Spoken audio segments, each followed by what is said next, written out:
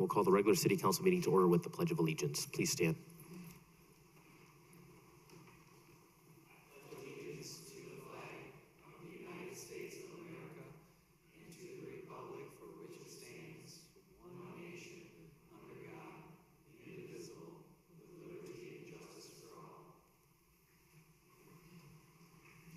Madam Clerk, if you could please call the roll. Certainly. Mr. Burmeister? Here. Ms. Hammond? Here. Mr. Kittle? Here. Mr. Knight? Here. Ms. Mitchell? Present. Ms. Verbecki's not here at the moment. Mayor McDaniel? Here. We have a quorum. Thank you. Next item number 4, council's approval of the minutes. We had the regular city council meeting that occurred on July 10th of 2017. If there aren't any corrections, I would be open for a motion. So moved. Support. Unless there's corrections. All right, moved by Mr. Knight, supported by Mr. Kittle. Is there any further discussion? We are ready to vote. Mr. Knight? Yes. Mr. Kittle? Yes. Yes. Meister? Yes. Ms. Hammond? Yes. Mayor McDaniel? Yes. Motion carries. Thank you. Item 5, appointments and presentation. This evening we have a Helping Hands Scholarship Award presentation. At this time, I'd like to call firefighter and Dr. Dan Wall to the podium. Good evening, Mr. Mayor, members of City Council. As president of the Auburn Hills Helping Hands organization, I would like to thank you for your continued support. Through many contributions of businesses and caring citizens, we're able to provide assistance to various organizations and individuals throughout the year. Originally established as the Goodfellows organization in the late 1940s, we have continued their charitable work. We currently provide burnout assistance to victims of fire, run an annual food drive that brings in over 1 ton of food, help citizens with projects and bills, provide dozens of families with Christmas, and of course, provide scholarships for education. It is an honor once again to be here to present the Arthur Peterson and Dennis Deering scholarships. I would like to thank you for taking time to recognize the achievements of 2 very deserving individuals. First, I would like to congratulate Rose Carmel Goddard for her outstanding achievements in high school and present her with the Dennis E. Deering Jr. Scholarship. Dennis was a dedicated fireman who gave his life in the service of this city. He would be honored if he was here tonight to see Ms. Goddard receive this award. The scholarship is the amount of $1,500, and Ms. Goddard, graduating from Oakland Christian Academy with a 4.0 GPA, is well deserving of this honor. During high school, she participated in the National Honor Society, peer academic tutoring, varsity basketball, and high school band, in addition to many other organizations and events. Moreover, she volunteered with Motor City Blightbusters, Gleaners Food Bank, Forgotten Harvest, and Crossroads of Michigan. She plans on attending the University of Michigan this fall. Please join me in congratulating her for all the things she achieved in high school and will continue to achieve in the rest of her life. Excellent. Council, if you join me in the front, we'll congratulate her.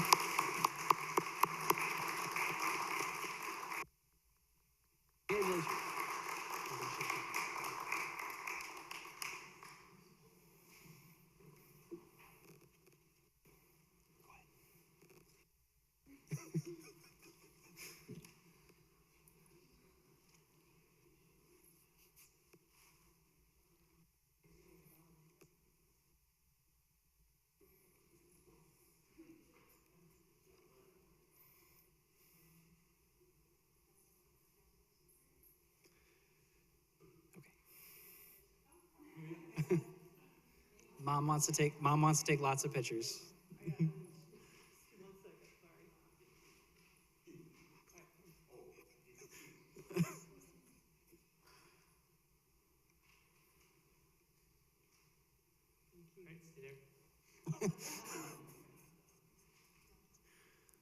Awesome, thanks. You guys are so photogenic. Yeah, when we're done, absolutely. Second, we would like to recognize Jenna Castile, who will be receiving the Arthur Peterson Scholarship in the amount of $1,500. Arthur Peterson was a beloved chief of the fire department and epitomizes giving back to the community. Jenna would make Chief Peterson proud of everything she accomplished in high school and will accomplish in life. Jenna graduated from Oakland Christian Academy with a 3.89 GPA and will be attending Oakland University in the fall. Jenna was involved with volleyball, softball, National Honor Society, and volunteered with many organizations throughout high school. Unfortunately, Jenna was unable to be here tonight as she is out of town, so accepting her scholarship on her behalf is her father, Mario Castillo.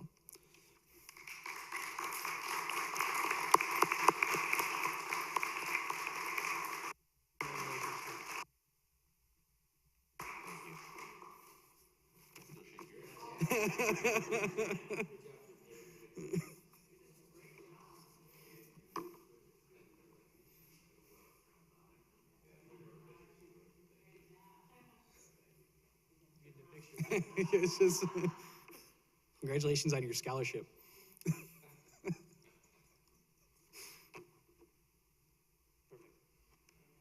All right, thank you, members of City Council.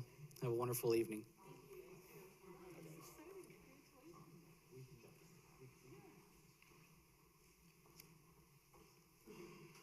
All right, congratulations to the scholarship award winners, and thank you to Firefighter Wall and, of course, all the members of our fire department that are in attendance this evening. Have a great evening. Thank you.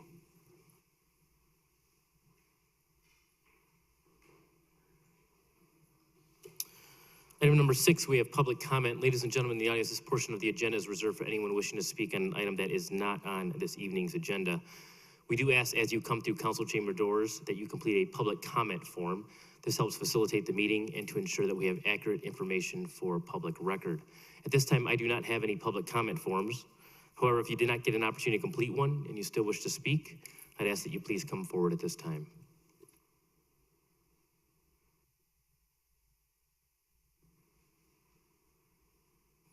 Seeing none, we'll go ahead and close the public comment portion of the agenda. Move on to item number 7. Ladies and gentlemen, all items are listed to be considered routine by the City Council and will be enacted by one motion. There will be no separate discussion of any of these items unless the council member so requests, in which event that item will be removed from the consent agenda and then considered in its normal sequence. Council items for our consideration this evening are the receiving of our boards and commission minutes for the Brownfield Redevelopment Authority, the Beautification Advisory Commission, the Tax Increment Finance Authority, and the Planning Commission, as well as a motion request to receive and place on file the amendment to the Master Land Use Plan 1500 and 1700 Brown Road, and a request for a motion to award asphalt maintenance for the Cross Creek and High Meadow. Council, the consent agenda is before us for a motion.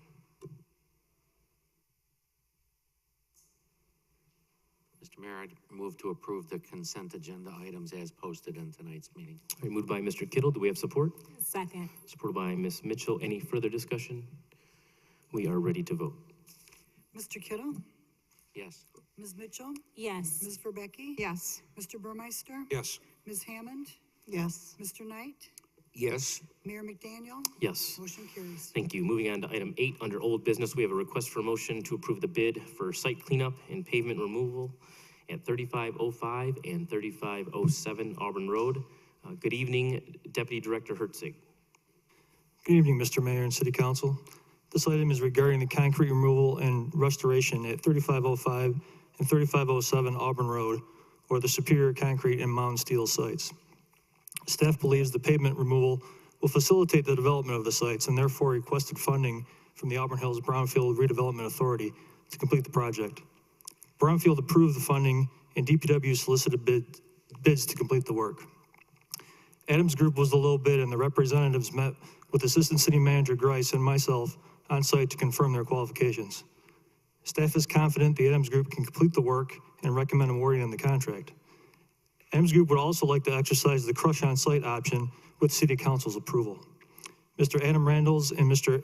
Eric Adams are present from the Adams Group to answer any questions regarding the work. Executive Director Seimer from the Brownfield Authority and myself are also available to answer questions. Thank you, Deputy Director Herzig. Council, any questions for staff? Mr. Knight? Does the concrete removal remove the concrete in the right-of-way that goes on back to the fence? Or will that remain as a public right-of-way? Is that part of this bid or not? As I understand, Mr. Knight, all of the concrete will be removed from the site except for the property owned by the other entity up front on Auburn Road, but everything else will be removed. Okay, just a comment there. When we're doing this, we need to establish where the boundaries are and get some off our property because there is, other people's property on ours. We have OHM surveying the site prior to the demolition. Ms. Hammond? Quick question. I know that part of the bid says that we would allow the crushing to be done on site. Is that what they're planning on doing or removal completely? That is the request, yes, to crush on site. Okay. And we're well aware of our like hours of business and we're not disturbing too many neighbors? Yes, they are. Okay, thank you. Deputy Director Herzig, originally, it was not the plan to crush on the site, correct? Well, it was part of the bid language included the option to crush on site. It wasn't in the plans, however, staff feels it's probably in the best interest, the quicker to get the removal done and the less truck traffic we can send through downtown. It's probably advantageous to both the contractor and the city. Right, will that result in additional savings to the city? Because it is different than what was originally proposed. That is correct, but no one chose to use that option as a bid. The contractor requested it at the site meeting, and staff felt it was okay to request at least ask city council for approval to crush on site for the existing bid price. Okay, so the price does not get reduced. I'll pause there, but go ahead and let Mr. Knight have the floor. I assume that the bidder understands that it's a 90-day period that has to be from start to finish. That's my understanding as we reviewed this. Yes, that is correct. Okay. Ms. Rebecki. Mr. Mayor, thank you. In what ways will the city benefit from having the crushing done on site? I'll let the contractor explain Okay. that, if you wouldn't mind. Okay, Step thank up to you. the podium, please. Good evening. Good evening, Eric Adams. The benefits of crushing are going to reduce the truck traffic by 80 outbound trucks. So, and then crushing it is more marketable. We can go eastbound on Auburn to Adams versus going westbound to the crusher. So it keeps, less trucks going through downtown and less trucks going outbound if we can crush it going eastbound. So, less truck traffic. Right, that's a great benefit for sure. But what was the consideration in terms of not utilizing that bid option up front as opposed to now as a reconsideration? It's just something creative that I thought of to reduce the truck traffic. Once we were awarded the job, we met out there, we talked about it. How can we help the city? How can we reduce truck traffic? How can we keep the dust down? Things that we can speed up the process. So that's just something that we thought of, Okay, after being awarded the job. okay, excellent. Mr. Burmeister? The area that you're going to be crushing, is that going to be towards the front or just whereabouts on the property is that going to be? That's a good question. The crusher is mobile, so it's on tracks. It's like a fifth of the size of a crusher that you have down the road in the city. And it's like creates half of the noise pollution. So we will move the crusher as we go and crush it and load the trucks. And, it's not a giant, big plant. It's just a small tracked crusher. That was my main concern, is the noise in that area of town. Yeah. It's, like I said, it's 5 times, less quiet than the equivalent crusher you have, Okay. if that makes sense. Council, any further questions on this side? Mr. Knight? The prevailing wind there is southwest coming across the thing. How do you handle dust control? Because when the wind's blowing, there's going to be dust because we already have a crusher in the city. And so how do you handle that? I know you'll put water down on the ground, but how do you keep the dust from going over to the northeast?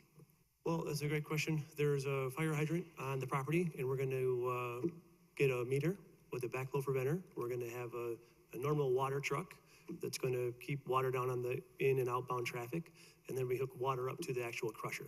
So it's virtually a dust-free process. And then we'll have a street sweeper there as well, if needed. John's worried about noise and I'm worried about dust, and those are the two things. Those that are if you both, control. there are concerns fine. too, we understand. You know, we appreciate that you're gonna pay close attention to the dust, especially the stuff that eventually makes it out and any overflow from trucks that comes out onto Auburn Road. Obviously, we've invested a significant amount of money within that area, so we I don't want to understand. see it damaged. So, council, any further questions either for the contractor or staff at this time? All right, if not, be open for motion for the bid. Mayor, Mr. Knight? I'll move to approve the site cleanup and pavement removal contract at 3505 and 3507 Auburn Road to the Adams Group, 5281 Auburn Road, Shelby Township, Michigan, 48317, in the amount of $120,167 to be funded by the Auburn Hills Brownfield Redevelopment Authority. Second. Moved by Mr. Knight, supported by Ms. Mitchell. Is there any further discussion? We're ready to vote. Mr. Knight, Yes. Ms. Mitchell, Yes. Ms. Verbecki, Yes. Mr. Burmeister, Yes. Ms. Hammond, Yes. Mr. Kittle, Yes. Mayor McDaniel, Yes. motion carries. Thank you. All right, moving on, item 9, we have 9A, it's under new business, request for a motion to approve a 1-year extension of the site plan and the tree removal permit for Dr. Kohler's office building. Good evening, Director Cohen. Mayor McDaniel, members of the City Council, this is a request from Dr. Harold Kohler for a 1-year site plan extension. The project was originally approved by the City Council back in August 2014. Council approved extensions in 15 and 16. Dr. Kohler wishes to build his office building, but has not started the project due to the construction costs. They're higher than he anticipated. Staff has no objection to this extension request, provided it's the final extension granted, and that's in the motion before you. So Dr. Kohler is here to answer any questions you may have. Thank you, Director Cohen. Council, any questions for staff? Your Honor. Ms. Mitchell? Director Cohen, so I did read through the packet, and I think I just heard you reiterate this. Staff has requested that this be the final extension that is sought. But when we talked about it in previous years, is there an actual limit by any of our ordinance requirements that regarding the number of extensions for a project? No, there isn't. The longest site plan approval that we normally grant is 3 years, and that's with the PUD. Essentially, this will be a 4-year approval, which is longer than any other approval that I know that we've ever granted as a community. It's not a big risk for the city on this particular site because it's a small office building, and our hope is that he's able to build it. But if he's unable to build it during the course of next year, then he would have to go through the process again. Go back before the ZBA and then go back before the Planning Commission and City Council. Thank you. Thank you. Council, any further questions? Dr. Kohler, if I could have you come forward at this time. Good evening, Doc. How are you? Good, how are you? Excellent. Anything you'd like to add as it relates? I know that building costs have kind of skyrocketed here, so I know the plan would probably anticipate maybe, hopefully, a decline or some leveling off here. Anything you could add?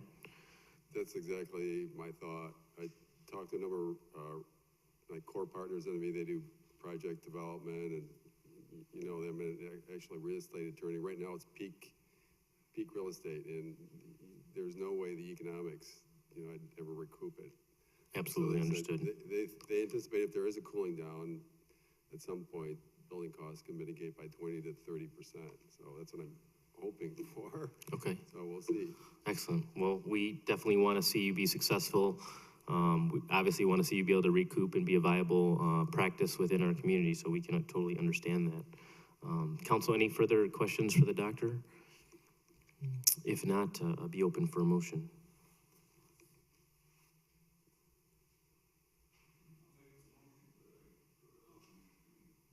I'll move to approve a 1-year extension of the site plan and tree removal permit for Dr. Kohler's office building. The approval shall expire on August 11, 2018.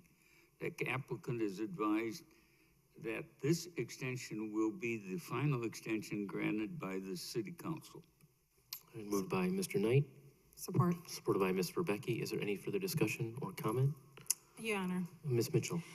Just to comment, I do think you know, I completely understand the logic in not wanting to build at this time. My only point of concern regarding this motion is that when you look at the projections over the next year, I don't foresee construction costs decreasing over the next year.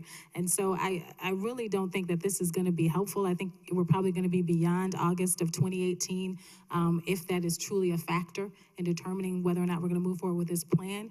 And it's probably just best to, you know, if you have the flexibility in your timing, wait until things, you know, taper off and then go back through the process at that time. But to grant extension after extension after extension, you know, unless there's something different that some other people know on the horizon, I just don't see it. I think costs are actually going to be increasing over the next 12 months. So for that point, I'm challenged to support this particular motion. Okay. Question, Director Cohen. So, you know, obviously, we can't predict what future councils will look like, right? And the point that this is in the motion to say that this will be the final extension granted, you know, obviously, you know, he could come before and ask for another extension, or are you saying that he would come before, in essence, resubmit everything and could resubmit as originally was stated in the site plan? The purpose of the motion is to make sure that everyone understands that this will be, if this is the council's decision, the final extension. It wasn't really clear in the minutes at the last year's meeting. Some people thought that was the final extension, but it wasn't in the minutes, so we wanted to make sure it was clear. It's not uncommon for a site plan to expire and for someone to come back later on. So it's probably best that the council grants this extension in hopes that he's able to do it. If he can't, then he would go back through the process again, which we will help him through. The plans are essentially in very good shape. They probably will still apply 2 years from now, 3 years from now, and we'll help him through at that time. Okay, makes sense. Thank you. Is there any further discussion or comment, council? Just one quick Sure, one. Ms. Hammond. Yeah, I know I was the one last year when you were before us that said, I don't foresee it happening. And I agree with Ms. Mitchell that I don't see it happening either. And I struggled with this one and I just can't support another extension. Okay. I guess the only comment I'll make, and I can completely understand the perspective, I just, from my standpoint, I will support this. I don't really see the harm in doing so. I don't see anything else, particularly since you own the property, right? Has no plans to do anything other. It seems like it's his great desire to build this practice there and build this building. So for me, it's kind of like a moot point. It doesn't really, I don't think it would matter one way or another. So I will support it. If there aren't any further, Mr. Knight? I have no problem with extending 1 year but with putting the extension on, the suspension on it, because if it isn't built this year, it'll be smaller or whatever when it comes back. Yeah, because it's just so that I don't have any problem saying, okay, we've extended this enough. But on the same token, doctor could bring back exactly the same plans and probably get them approved. But the idea is we have another shot at it because it's been a long while since we've reviewed it. Good point, Mr. Knight. Council, any further questions? Or comments? All right, we're ready to vote. Mr. Knight? Yes. Ms. Verbecki? Yes. Mr. Burmeister? Yes. Ms. Hammond? No. Mr. Kittle? Yes. Ms. Mitchell? No. Mayor McDaniel? Yes, Motion carries. thank you. Doctor, best of luck to you. Thank you, appreciate it.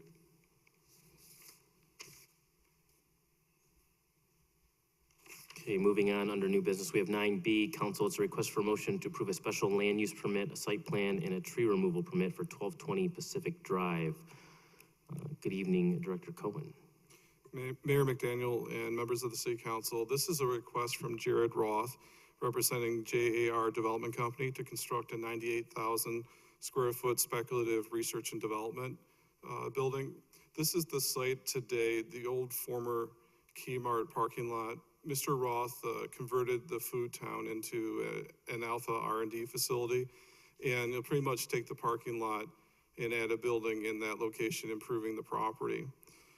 It's located on the south side of Pacific, east of Joslin. It's zone TNR. The building is anticipated to have about 60,000 square feet of office space and 38,000 square feet of warehouse. A special land use permit has been requested by Mr. Roth to allow for a potential light industrial user to move into the building. The permit would allow him flexibility when trying to market the site. It's important to note, no matter if it's industrial or high-tech, the building will look the same as you see in this picture. Will not affect the facade, whatever user goes into the building. Mr. Roth will be the developer of the project and intends to lease it. He's built a number of buildings in Auburn Hills over the past 20 years. You may remember he, 20 years ago, moved forward on a brownfield site south of Dunn Corporate Center and built the Auburn Business Park with 7 buildings in that particular park. As I mentioned, he also owns the Food Town, now the Analpha building. So the total investment to build the shell of the building is $3.85 million. There'll be more money poured into the building for the insides when the new business is selected. Construction, he hopes to start next month and it be complete in March of next year. The Planning Commission and staff recommended approval of the project, and Jared Roth is here to answer any questions you may have. Thank you, Director Cohen. Council, any questions for staff? All right. At this time, Mr. Roth, if you would please come forward. And Mr. Roth, just for the record, if you'd just state your name and title of the corporation which you represent. Yeah, hi, Mayor and City Council. My name is Jared Roth from JAR Development Company and Pacific Holdings. I'm the owner of both companies and the developer of the site.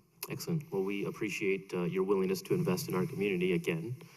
Is there anything additional you'd like to add as it relates to either the special land use or the site plan? I really just like to say, I think that I was just telling Mr. Knight as we walked up, my first spec building I did here was on Harmon Road in 1998 was when I started, and I've had a long history of doing speculative development in Auburn Hills, and I think we've had a great history together in developing some of the different properties, especially the brownfield that we did. This one was also a really great project for me to start and take on, where we transformed the Food Town into an Alpha's high-tech R&D facility. And this is kind of the phase 2 of that project in redeveloping that area to make it, I think, a really nice high-tech area. I was asking for the special assessment just to make sure, as a speculative building, that I have the most flexibility in who my tenants could be in there. But I'm hoping for a tenant similar to an Alpha or some other tenants that I have up in the area that are high-tech and engineering orientated, and I think that's probably what will be there. But I've designed a lot of flexibility into this building so that I can have a numerous variety of tenants to make it as successful as, make it the possibility of being successful as high as possible. So I think it should be a really nice project and a really nice addition to the city. Excellent. Thank you for that. Council, Mr. Knight? Mr. Roth brought his daughter today, so I told her I'd ask him a question. She's with him. It's great to see that parking lot into something constructive. I remember back in the old days when we questioned Kmart of whether they should build and so on. You will then have the frontage along Joslin as an outlot that you can develop for something else. I don't own that property, so I only own up to the edge of that, what's now the roadway, in front of that. So I don't own that outlot, and I'm not sure if that's part of the gas station or if that's part of the old Kmart site, which is now prefix. Yeah, and okay, I was just curious on that about what might happen there, because you're going into half of the old parking lot. I know it was in the discussion there, and I was wondering if the line then came across, up to the road or so on. Okay. Yeah, no. You don't have control of that, so you can't answer it. Thank you. Okay, thank you. Ms. Rebecki? There was discussion at the Planning Commission about parking, just to make sure there was sufficient parking. And I know that staff did some, they looked into it a little bit further after the Planning Commission meeting. And in our notes, it indicated that there was sufficient parking for all the different properties. Just wanted to make sure you were good with that and that everyone was on the same page with it. Yeah, I mean, just so you know, as a developer, my concern, and it's been a long time, but back when I developed Superior Court, there was actually the opposite discussion was, did I have too much parking? And it seems like almost all my facilities here, you're always bumping up in today's world against, do you have enough parking for the kind of user that's gonna be there? So I've made sure on this facility to have enough parking. So on each site that I own, which is the Inalpha and the new site, there's enough parking to support those buildings, and Inalpha actually has enough parking and area to support an addition onto it. And then in addition to that, there's also another parcel that I own just behind the Inalpha parcel that has room that we could even add more parking if it ever needed to be in the future. So there's plenty of parking on there.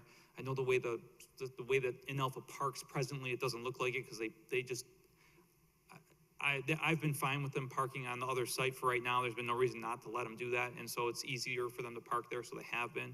But there is parking already designated on their site that's more than adequate for them. Thank you. Council, any further questions? Mr. Kittle. Mr. Roth, you had mentioned that, about a previous brownfield that you developed. Mhm. Which one, what was that? I did Superior Court, which I believe was the first brownfield done in Auburn Hills. That was back in around 1999 or 2000, I think, is when we started it. And it was the initial brownfield we worked out with back in that was back in my first development. And then we developed Superior Court as a result. And then after that, the street just to the south of that was developed. And then, so your speculative buildings, were those spec buildings that you? Yes, those were, all those buildings were spec buildings. I've got 7 buildings on that court, except for the back one. The one in the back was built originally for Forcia Automotive, and I had them as a tenant before I built it. But all the other ones are speculative. Okay.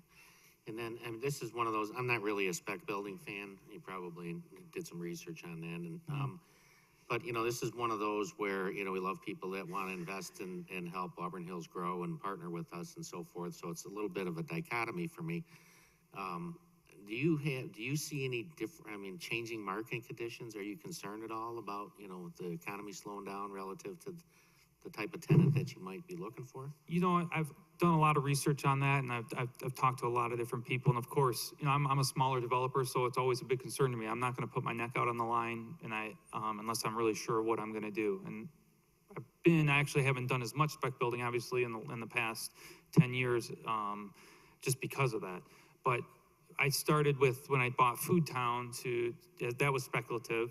And I did that ended up being a great project. I was really happy with it. And took me a long time to get comfortable with this one, but I'm very comfortable now that with the growth that's going on and the need, and there's just the availability just is not there, that with the flexibility of this building, and its site plan is 98,000 square feet, but the footprint is only 68,000 square feet. So with that big expanse of size that I could provide to someone, I'm very confident that, you know, that we will be able to lease this facility.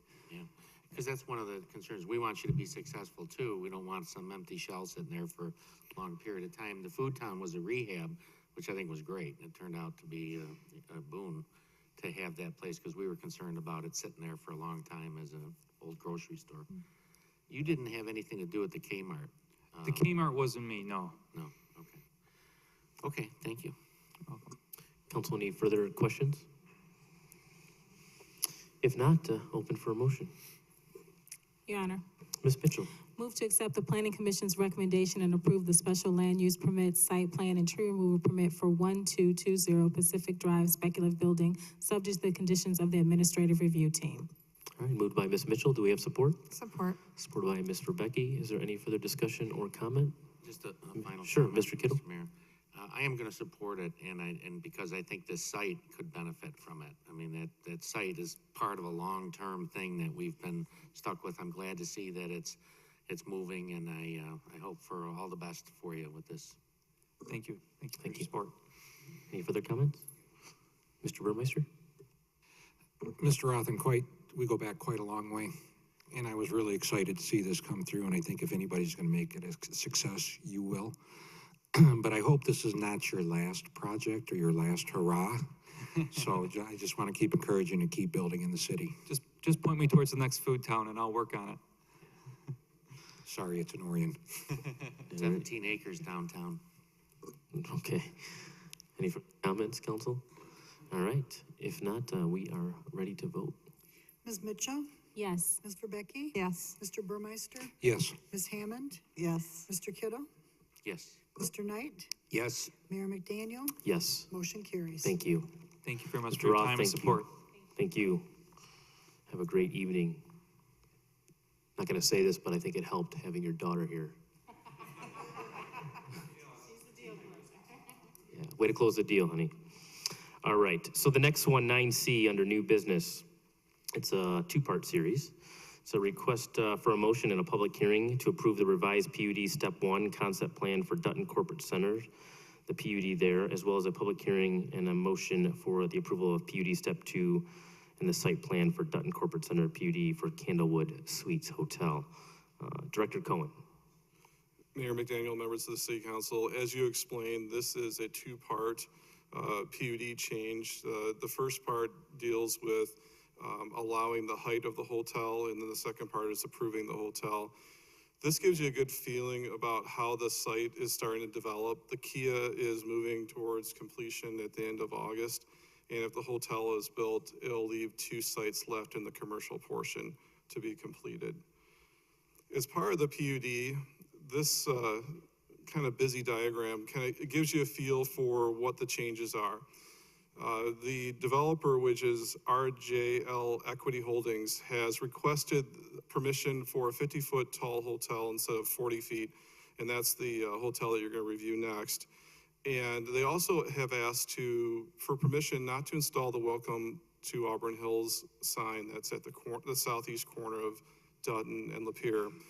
That sign has a lot of utility conflicts, and also it's on the wrong side of the road, essentially, for visibility. So we agreed with them, and they gave us the proper amount, double-checked that $16,000 is appropriate for the construction of that sign, and then DPW will use that money to put a sign somewhere else in the community. The other public benefit that we had requested for the PUD change was to install the pathway along Dutton Road that's missing.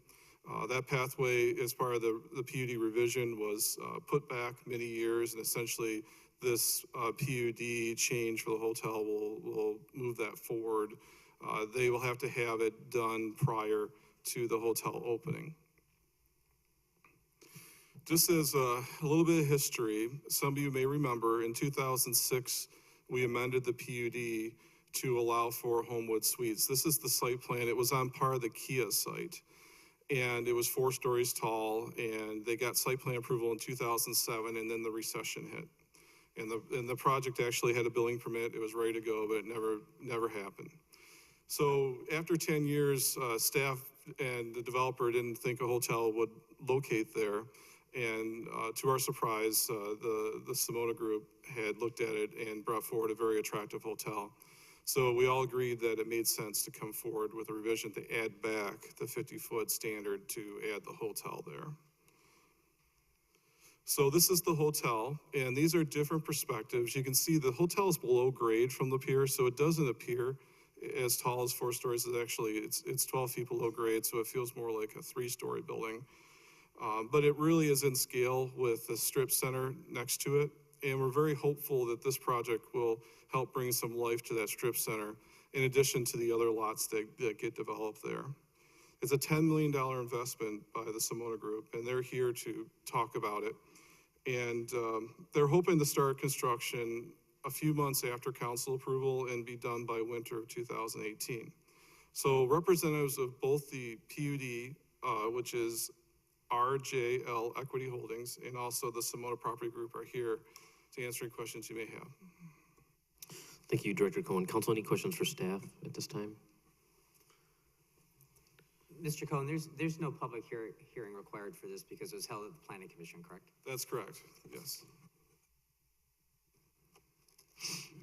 All right, no questions for the petitioners? Is there any questions? I just, a couple of Sure, comments. if I Mr. may. Kittle? I think this is great. I'll come out with my hammer and nail apron and start and help pound nails if I need to. I think this is a great addition to the city. It'll actually complete that strip. The Kia dealership's looking pretty darn good right now. I think this will be a catalyst to the retail center there and could spawn getting the rest of those vacancies or get some interest in that. My only concern really is that there's a hotel, 1,000 feet away on the other side of Dutton Road. But I know that the developer looks at it from a business plan standpoint and can justify the investment that they want to make. So I'm in full support of it. Okay, thank you, Mr. Kittle. Mr. Beckerleg, I know it does not require a public hearing. However, it was posted. Do we need to hold a public hearing because it was posted, or are we okay without doing You're that? okay without holding the public hearing? Okay, thank you. At this time, if I could call the developer to the podium. Good evening, sir. If you could please just introduce yourself, state your name and the title of the corporation in which you represent. Good evening, everyone, and thanks for having us. My name is Steve Simona. I'm here on behalf of Simona Property Group. We really love the location, and we are excited about being part of the thriving community like Auburn Hills. And I have a few other gentlemen here with me to assist in answering any questions you might have. I have our architect, Mike Boggio, here, and our operational partner, Kenny Zaire. As Steve Cohen had mentioned, a representative on behalf of RGL Equities is here that might answer any questions you might have with respect to the PUD portion of it. Okay, excellent. Definitely looks like a nice project. Council, any questions for the developer or a member of his team? I asked the same question, Mr. Mayor. Do you have any Sure. concern with the competition nearby? Well, any business is going to have competition. We think that our product is different than that product. That hotel has done very well, and we think that we are in the heart of the industrial area of the Auburn Hills community with excellent freeway access, and we're assured from our flags as well that this site is an A site, and I have the utmost confidence we're investing a huge amount of money and taking that leap of faith because we believe in the site. And you know, we have two other hotels going in on Optic Road further south, right? We're aware, yes. Okay, just not trying to talk you out of it here, but. Mr. Mayor, one other question is it possible that we could, the $16,000 that was earmarked for the signage, could we steer that towards the foundation for use on the amphitheater versus the DPW to create another sign? That I'm not sure. I'm sure Mr. Beckerleg may have an answer to that or may have to look into that. We didn't really think about that. It just has to have, I mean, the definition is pretty vague, right, in terms of public benefit. So maybe that might be an idea. I think the answer is yes, maybe. Which is, yeah. All right, so we'll just put that in the motion that yes, maybe we could do that. I think the answer is yes, you can. Okay. Steve has a reason to think you can. I think you can. It definitely could. I think the reason why we suggested that they provide the money is that I know that it was a desire of the council to have an entry sign in that area of the community. So if that's not a major concern, that money could be steered towards the foundation. So I guess we could make a motion that give you the flexibility to do either one, whatever, we deem as the best at that given time. You could include that in the motion. Sure. Okay. Council, any comments or discussion around that item? Ms. Hammond? Not per se about using the money, but this was actually a very interesting reading. I mean, I sat in on the council meetings back in 2003 and the planning commission, and then sat on planning and council in 2005, and being refreshed on all this. I mean, we did away with the clock that was going to go there eventually, and I'm just glad to see this finally going to happen. So for Mr. Kittle to actually say he'd show up with a hammer and nail, because he's generally on, oh, we don't need another hotel, but so I'm excited that this is going forward and that you're actually going to make a go of it. Thank you. Excellent. Well, one comment I'll add is, Mr. Kittle, thank you for bringing that up. I think that's a great idea to have that flexibility. I do know that there's probably also plans for other sign placements within the community too. So from my standpoint, I could go either way on it, but I would like to offer the flexibility, if we could as a council, to be able to include that to go into the Auburn Hills Community Foundation. So any comments or discussion around that, council, or does anyone have any strong feelings one way or the other? And if not, if there aren't any questions or comments, I guess we'd be open for a motion. Mr. Mayor? Ms. Hammond? I'll move to accept the planning commission's finding and approve the revised PUD Step 1 concept plan for the Dutton Corporation Center, subject to the condition of an administrative review team and with further looking into by our attorney as far as using the money towards something other than signage. You don't even have to do that. You can do it. So you can just say, subject to the city having the flexibility to use the money either towards the amphitheater or towards a sign. That was the motion. All right. Moved by Ms. Hammond. Do we have support? Support. Supported by Mr. Kittle. Is there any further discussion or comment? Mr. Knight? Yeah, I gotta make two smart remarks. I love the letter from the hotel in Orion Township complaining that we were going to allow them things, because when that hotel was built, they took a ton of dirt out of Auburn Hills and moved it across the road because that was a common site. And we lost a lot of dirt to develop that hotel, so I don't mind throwing a little dirt on and making fun of their letter. All right. Thank you, Mr. Knight. Council, any further comments? If not, we are ready to vote. Ms. Hammond, Yes. Mr. Kittle, Yes. Mr. Knight, Yes? Ms. Mitchell, Yes. Ms. Verbecki, Yes. Mr. Burmeister, Yes. Mayor McDaniel, Yes. motion carries. Thank you. Mr. Simona, congratulations, and thank you for your willingness to invest within our community. We wish you all the best. Thank you very much. Mr. Chairman, there's also part 2 of that motion. Right. Okay, part 2, ready for a motion. The motion would be to approve the PUD Step 2 site plan for Dutton Corporate Center PUD, Caneywood Suites. So moved. Subject to conditions of the administrative review team. Moved by Mr. Burmeister. Support. Supported by Ms. Verbecki. Any further discussion or comment? All right, we're ready to vote. Mr. Burmeister, Yes. Ms. Verbecki, Yes. Ms. Hammond, Yes. Mr. Kittle, Yes. Mr. Knight, Yes? Ms. Mitchell, Yes. Mayor McDaniel, Yes. motion carries. Thank you. 9D, under new business, we have a motion request to award a concrete maintenance contract and scope of construction services. Deputy Director Herzig. Yes, thank you, Mr. Mayor, City Council. This item is the recommendation for award for the 2017 to 2019 concrete maintenance contract. Staff bid this contract to include work through 2019 in order to gain economies of scale and have a on-demand unit pricing for a 3-year period. Since staff will evaluate performance of the contractor year over year, we're only looking for approval for the 2017 portion of the projects.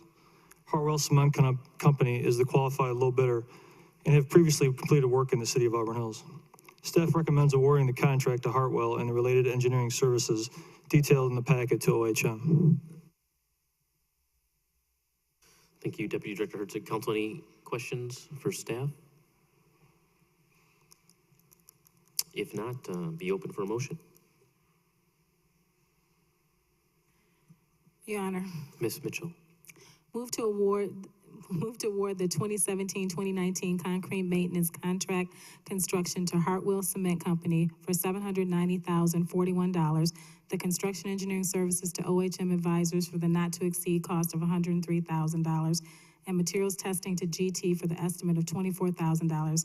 Contract to be paid from Tifa B account number 252-736-935, period 000, in the amount of $536,580. General fund account 101-265-975, period 000, in the amount of $262,661, and local roads account number 203-453-988, period 000, in the amount of $117,800. Right, moved by Ms. Mitchell. Do we have support? Support. Supported by Ms. Hammond. Any further discussion or comment? We are ready to vote.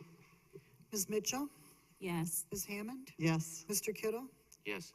Mr. Knight, Yes? Ms. Verbecki, Yes. Mr. Burmeister, Yes. Mayor McDaniel, Yes. motion carries. Thank you. 9E, request for motion to approve the scope of design engineering for Updike Road Pipe Burst Project. Deputy Director Hertzig. Thank you again, Mr. Mayor. This scope of engineering design for the Updike water main was moved from 2018 to 2017 after staff learned that the 2019-2020 Road Commission project to mill and overlay Updike Road from Auburn to Perry was moved up to 2018. Staff had originally planned on aligning this water main improvement on Updike with the RCOC project to limit disruption and acquire a better value. Therefore, staff recommends moving forward with the design engineering at this time. The project includes approximately 11,000 lineal feet of 8-inch and 12-inch cast iron and asbestos cement water main, which will be pipe burst to new 16-inch HDPE, similar to the Orchards projects. It will provide better service and fire protection throughout the corridor and aligns with the city's master plan for water main upgrades. Since 65% of the water main is in Tifa District B, Tifa is sharing in the cost. The Tifa board approved their portion of the project at their last board meeting on July 11th. Staff recommends award scope of design services to OHM. All right, thank you, Deputy Director. Council, any questions for staff? If not, open for a motion. Your Honor. Mr. Burmeister.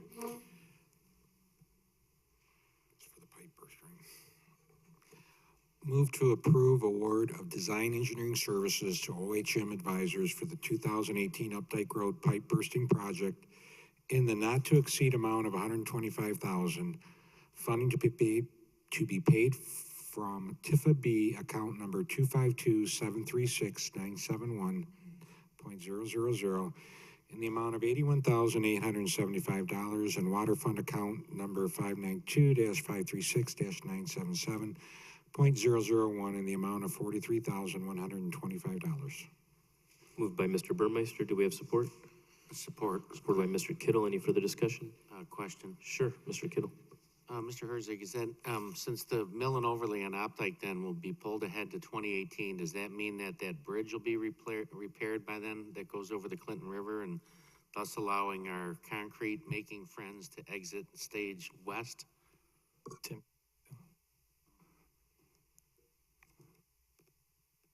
We have Tim Judici here from OHM.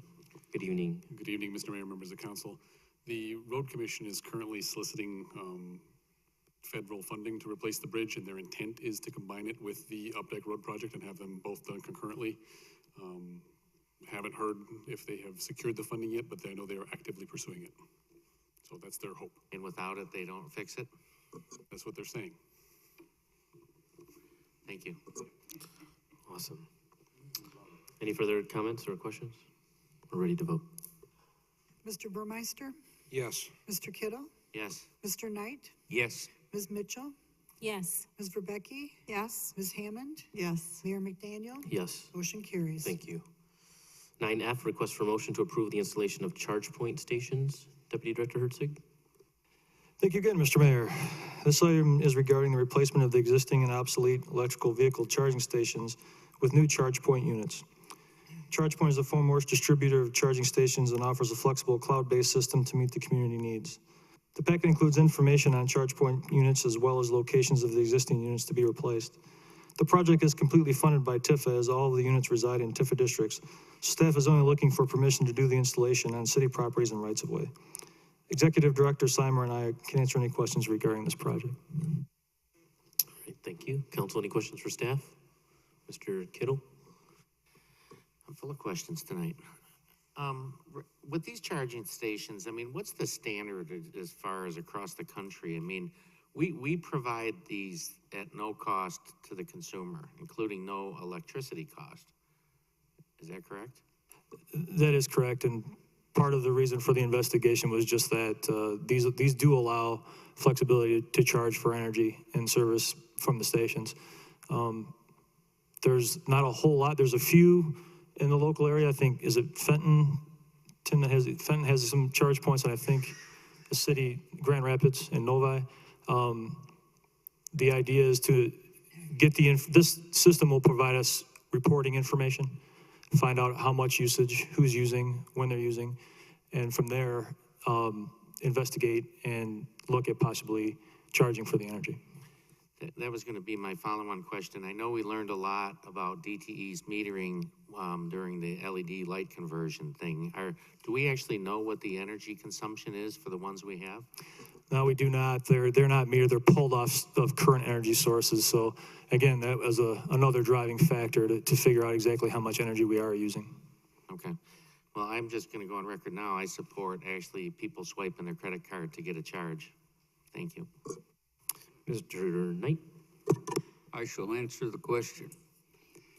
If my volt is completely discharged and I plug it in at 110, now it'd be the same for 220 except faster. It charges overnight and it costs me $2. I'm paying 16.5 cents a kilowatt on my house bill, and when I figure it out, it costs me 4 cents a mile. So it costs about $2 for me to charge my car from nothing to about 55 miles. So I did gather that. But the second part I wanted to mention is, according to, if I read this right, these things are 5 years old and they're obsolete and they're falling apart. I can't imagine. We must have got shystered on the original installations, or rusty and stuff like that. Is the new equipment that we're proposing to put in going to have a 5-year life? I'm not complaining about what you do, but I'm sure surprised that in 5 years it's gone to pot. Mr. Knight, I'll answer that question two ways. The first stations were free of charge and installed by staff here in Auburn Hills. And the technology moves forward so quickly that those stations were the beginning of the electric charging. So they're somewhat obsolete. We're having difficulty finding parts to fix them. So the charge point stations do come with a maintenance agreement as well, an Assure plan that is hands-off. We have no maintenance. If anything goes wrong with them, charge point comes, fixes the unit, replaces the unit, and no cost to us. That's for a 5-year period. And then we can continue those maintenance contracts after that 5-year period is up. We can continue it for another 5 years. So that we're anticipating there is a longer life of this technology, because obviously there wasn't on the first ones. And that's an observation. So you're telling me 5 years and then you can extend it. So they expect to be in business a little longer than 5 years this time. Thank you. Part of the reason we chose ChargePoint was they were the leader in the industry, and we expect them to be around. Okay, Ms. Hammond? Okay, if I understand correctly, then these new ones will, if we decide to start charging customers, that can be easily added onto? Yeah, it's simple. It's all internet-based, all through ChargePoint. If we can charge, we can not charge, we can charge certain times of the day. It's super flexible. Okay, because I've observed vehicles, that they plug them in and they're there all day long, and that they're just sitting there for the parking spot. So I think if we charge, that people might be a little more apt to move their vehicles and move on someplace else. Because I do not own, and the only person I do know that owns an electric vehicle is Mr. Knight. Is there a time limit that you can stay in those charging station spots? We were putting up, I think we put up some signs asking people 4 hours or something. We discussed that. I think I think Deputy Director Herzig has an answer. The ChargePoint system will actually send a text message to the vehicle and tell you to move your car after a certain amount of time if it's fully charged. But right now, we don't have any type of regulation around that. Just signage. Signage, and we don't really have any enforcement around that, or ability to enforce that, I guess. Is that part of an ordinance where we can enforce that? Yes. Okay. All right, that makes sense. Any further questions? All right, we're ready to vote. Would you like Or need a motion? Your Honor. Yes. Go, Ms. Mitchell. I move to approve installation of ChargePoint units by Eco Green Energy LLC at the existing electric vehicle charging station locations. All right, moved by Ms. Mitchell. Do we have support? Supported by Mr. Knight. Is there any further discussion? We're ready to vote. Ms. Mitchell? Yes. Mr. Knight? Yes. Ms. Verbecki? Yes. Mr. Burmeister? Yes. Ms. Hammond? Yes. Mr. Kittle? Yes. Mayor McDaniel? Yes. Motion carries. 9G, request for motion to approve the purchase of a 100-foot ladder truck. Chief Manning, good evening. Thank you. Good evening, Mr. Mayor and members of council. Tonight, I'm here before you tonight to propose a purchase of a new ladder truck to replace one of our current ladder trucks, which is 20 years old. The proposed apparatus has been in the 5-year plan for some time and is scheduled for a 2018 purchase. The build time, however, for this apparatus is 365 days, so I'm here today to seek approval so that we can start the build process and take delivery of this apparatus in August. On the timeline right now, it would be August of 2018. Real quick, I'd like to do a brief overview of the current apparatus that we have, the two suppression vehicles, I should say. On the left is our current ladder truck, on the right is our engine. These two apparatus are specifically designed to perform different functions on a fire ground. The ladder truck is set up for search and rescue operations along with forcible entry, ventilation, and roof operations. Ours would also have EMS capabilities. The engine to the right, which is our newest engine in our fleet from a couple years ago, his primary role is to attack the fire. They show up with a hose and a water supply and make the initial attack on the fire while the other crew comes in and assist with the other operations. Our fleet has been modified based on our staffing model. In the past, as you know, we had primarily a paid-on-call staffing model, and all 3 stations had an assignment of 1 engine and 1 ladder truck. As we move forward, based on our current staffing model with all the stations staffed and what we can staff, we are reducing our fleet, proposing that we'll reduce eventually down to 2 engines and 1 ladder. This is a reduction of 1 engine and 2 ladder trucks. And the 2 ladder trucks were scheduled to be purchased in the 2019 and 2020, so that'd be a savings upcoming of over $2 million. I'm also pleased to report that the proposed purchase, if approved, our fleet will be in great position for the future. During a presentation to council back in 2015, I reported that 5 out of 9 of our apparatus was scheduled to be replaced in 2020. Due to reducing the fleet by 2 ladder trucks and the fleet updates over the past couple of years, we should not need to replace another apparatus until approximately 2024 if the proposed purchase is approved. Quick background on what a mid-mount aerial is. Tonight I'm recommending a purchase of a 100-foot mid-mount aerial. And this picture is not the photograph of the apparatus we're proposing. However, it's a very like replica.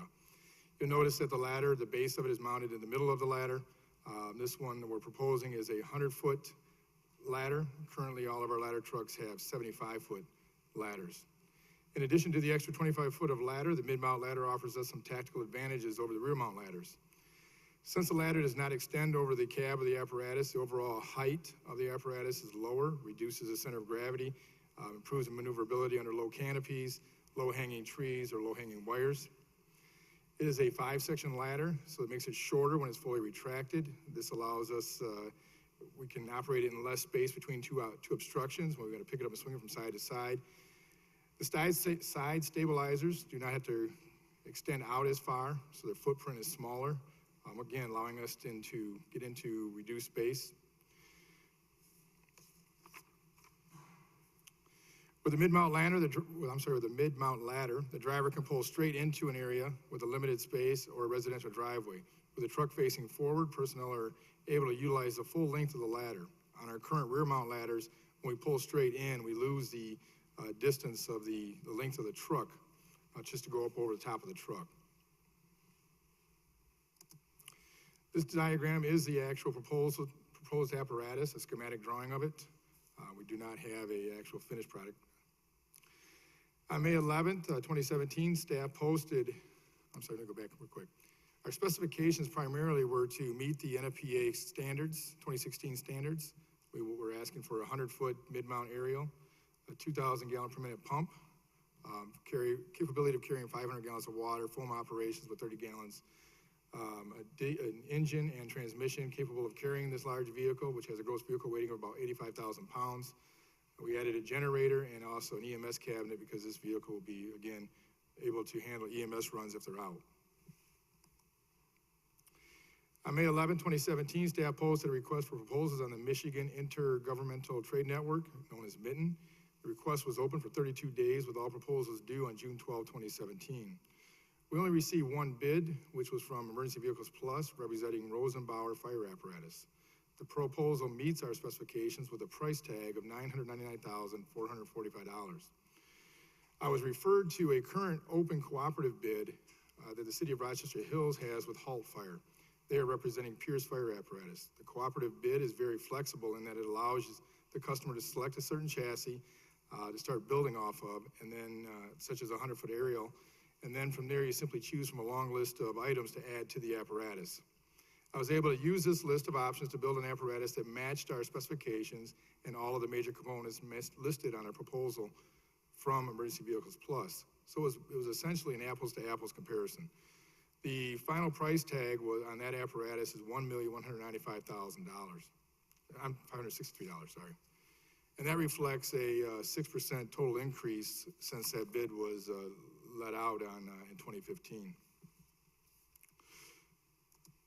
There are a couple of discount options that I was in your package. I had indicated that Finance Department was researching a potential possibility of having enough funds in the 2017 budget to cover a partial payment so that we could take advantage of some of the discount options. I've talked to the Director of Finance, and she's indicated that there is enough funds to handle a 50% prepay. However, she is recommending that we take advantage of the second option, which was not in your package. I was not aware at the time, but it's basically payment as we go plan. Michelle's indicated that she would like to hold on to the $500,000 and then pay as we go, which would be, once the chassis is completed, we would have a payment of $318,000, a little more. And then once the aerial is completed, it'd be another $311,000 payment. On that plan, both of those would be made out of the 2018 budget, where these dollars are budgeted for this apparatus, and the discount is $18,945, or just a little bit more than what the 50% prepay would be. The warranties on from the two manufacturers are pretty similar. However, Rosenbauer has extended their warranty on the body up to 20 years. Pierce is at a 10. All other areas are compatible, the same, except for paint. Paint has a 10-year warranty on the Rosenbauer, which is not prorated. On the Pierce, you go through a proration, depending on how long you've had the vehicle before they decide how much they're going to fix. Rosenbauer has a long history. It's one of the world's leading manufacturer of fire apparatus, of over 140 years of experience, sales and customers all over 100 countries. Over 2,000 vehicles are produced worldwide annually. The Rosenbauer South Dakota, which we have dealt with in the past when we ordered our engine 2 years ago, is located in Lyons, South Dakota, 183,000 square foot facility. They produce an average of 50 units a month. They began manufacturing fire apparatus in 1979 and combined with Rosenbauer in 1998. They are rated by Dun & Bradstreet. Emergency Vehicles Plus, which we have dealt with on a few vehicles now, again, going back to the engine that we ordered, but we've also dealt with them, their other division, the ambulance division, where we've ordered 2 ambulances, as well as had one of our ambulances refurbed, remounted. The service through Emergency Vehicles Plus has been excellent. We've had no issues with them responding to our request for service and any concerns that we may have, as well as our relationship with Rosenbauer. We've had great relationship with both of these companies, and I have no issues or concerns about continuing that relationship on this purchase. Present tonight is Bob Coulter from Emergency Vehicles Plus, as well as Roger Parker, who is a representative from Rosenbauer. And at this time, we all stand ready to answer any questions you may have. Thank you, Chief, and thank you for the overview and the very thorough presentation. Council, any questions for the Chief? Ms. Rebecki? As far as the ladder height, this one that you're recommending was 100 feet? That's correct. Okay, and is that what is the largest, I guess, made? How high can we go, and is that high enough in your opinion? For our general purposes, yes, I think that's high enough. Obviously, the cost goes up considerably when you get into the higher ones. There's a very large one that has an articulable stick that can articulate. That is, they call it the Bronco or something like that. It's probably, I don't know. You have any idea how much one of those would cost? One of the articulating arms, it goes up even higher. The Bronco, it's a massive one. Birmingham has one. but it would cost a lot more and we would have very limited use for something that size. I mean, at some point, they're nice to get up at that higher distance, but it's really not that practical. Okay. Thank you. Maybe at this time, it'd be good to have Mr. Coulter or Mr. Parker come forward, just to answer any questions that may be presented around the actual apparatus itself. Council, do you have any further questions as they're coming forward? Mr. Knight? I was watching the slides up there and I saw Rosenbauer up there. It said 20 years on the cab structure, and on my presentation it says 10. Now, did I miss that?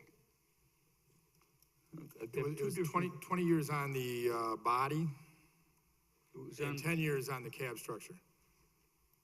Rosenbauer's 20 years on the body, 10 years on the cab structure.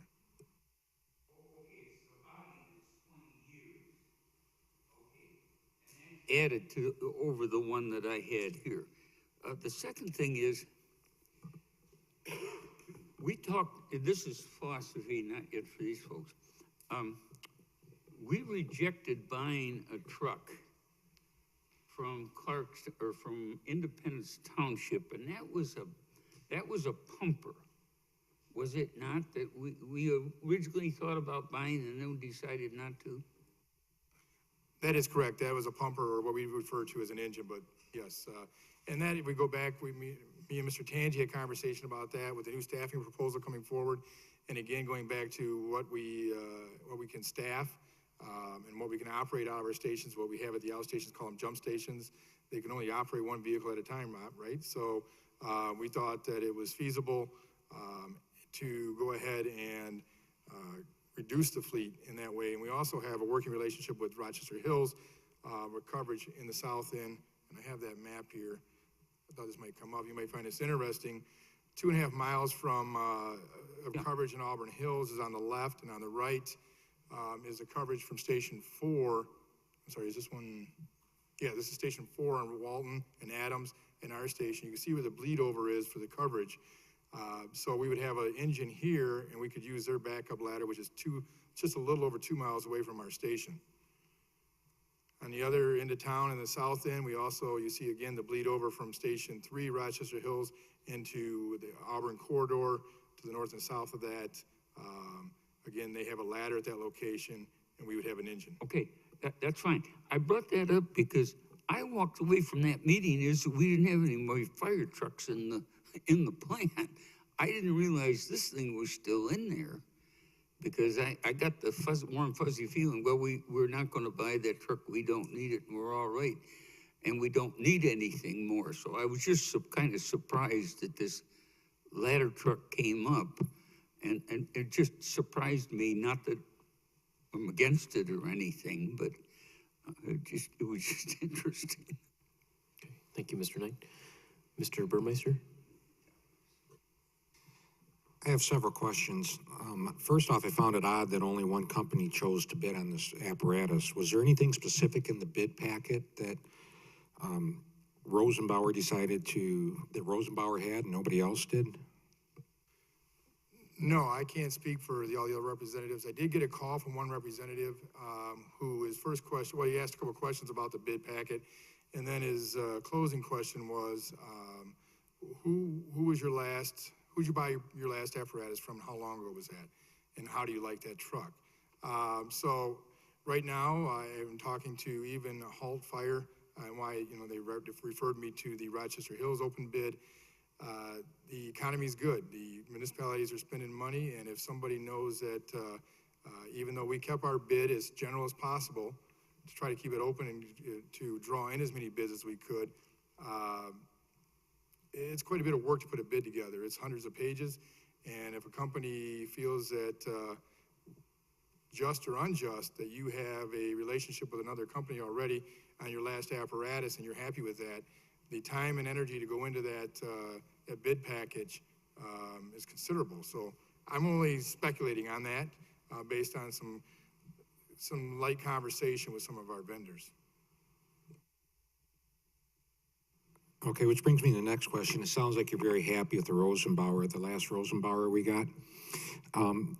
When you purchased that, or when we purchased that, how many days has that been out of service? Since 2015 or 16, did I see?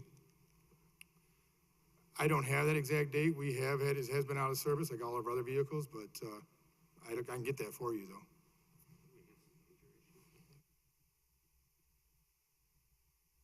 Was there any significant issues with that? Yes, we have had a issue with some cracking on the back of the body. In a weld failed on the back of the body, which produced a crack to the rear of the body. That has been addressed. Rosenbauer has been very forthcoming and speaking to that. As a matter of fact, I spoke with the CEO who flew in and apologized for that and took all responsibility that they researched their processes and it came down to a human error, not a design flaw. They're confident in that it will be is repaired. They've extended the warranty on that apparatus also, an additional 10 years for that on the body, to make sure that we're comfortable with their equipment. At this point, I would still feel very comfortable with moving forward. Okay, how long was that out of service at that point in time? And did you or the department have to take it back to, I'm sorry, didn't see where your location was. South Dakota, no, we did go back to South Dakota for that repair, yes, and it went back, Chief Macias, what was it, approximately a month, 30 days? I'm guesstimating at this point, but I can get that data for you on exactly how long it was. Is maybe the representative from Rosenbauer, can he speak to that at all, just to see if we can? Just to clarify, I'm Roger Parker with Rosenbauer, and I'm the Central Regional Sales Manager. Yeah, we did have a flaw. It was a human error. Some bolts weren't put in the right spot. There were some gussets that weren't put in correctly, and there's some welds done wrong. And as we expand our business and grow our business, we have to hire new people in the training. One new guy got a little hesitant, and an inspection to get made in the quality control process. My boss, the CEO of our company, flew out here, I believe, last week, talked to the chief and all the members, and basically assured him and extended the warranty out even an extra 10 years to make sure that this won't happen again. We did bring the truck back at our cost. We did also go through the entire truck, and we also flew your representative out to make sure the final inspection was done again. We take pride in what we build, and we want to make sure that we have a long-lasting relationship with the city of Auburn Hills. So if there's any other questions, I'll answer them. Thank you for that, sir. Mr. Burmeister? Okay, I'm pretty satisfied with, was that the only thing that had to be fixed on that vehicle?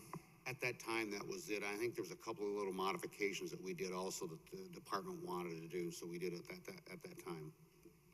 Okay, does Emergency Vehicles Plus come out to the site to fix most of it? I understand that the crack or the weld crack, you couldn't do. That was something that we wanted to see back at our factory to make sure that we understood what it was. So most of the time, Emergency Vehicles Plus can fix everything at the station, but when it's something like that, that's a structure, we wanted to bring it back to make sure it was done right. No, I understand they can fix most of it at the station. What's your response time to once a item is broken? I'll let Mr. Coulter answer that. Good evening, Mr. Mayor and Council. Good evening. My name is Bob Coulter. I'm the sales manager for Emergency Vehicles Plus. In answer to your question, Mr. Burmeister, that response time to an incident depends on what's wrong with the truck. If the truck's out of service and won't function as a fire truck, as your background, you're quite familiar with that, we'll have somebody here within 6 to 8 hours to diagnose and go to fix the problem. 95% of all issues on the apparatus could be fixed in-house. In-house meaning at your station. Our mechanics are EVT certified masters. They're ASE masters as far as on the automotive side. So everything can be done. They're totally equipped when they show up. If you ever saw their vehicles, I keep telling them, I wish you'd leave your keys in and I'd like to take it home, but they won't do that.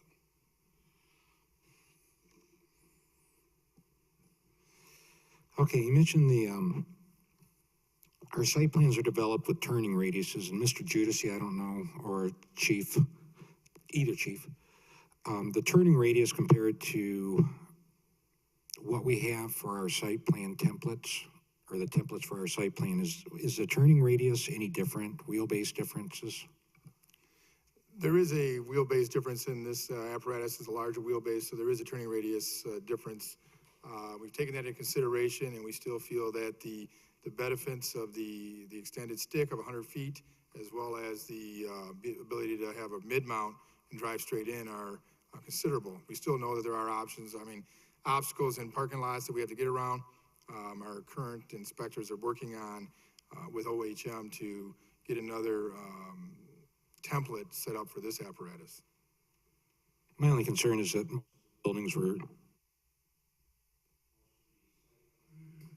most of the site plans were designed for what I'm assuming was a smaller wheelbase, and now that the city's about 90% built out, my concern is getting the apparatus into the site. I understand that concern, and I share that with you on several of our sites.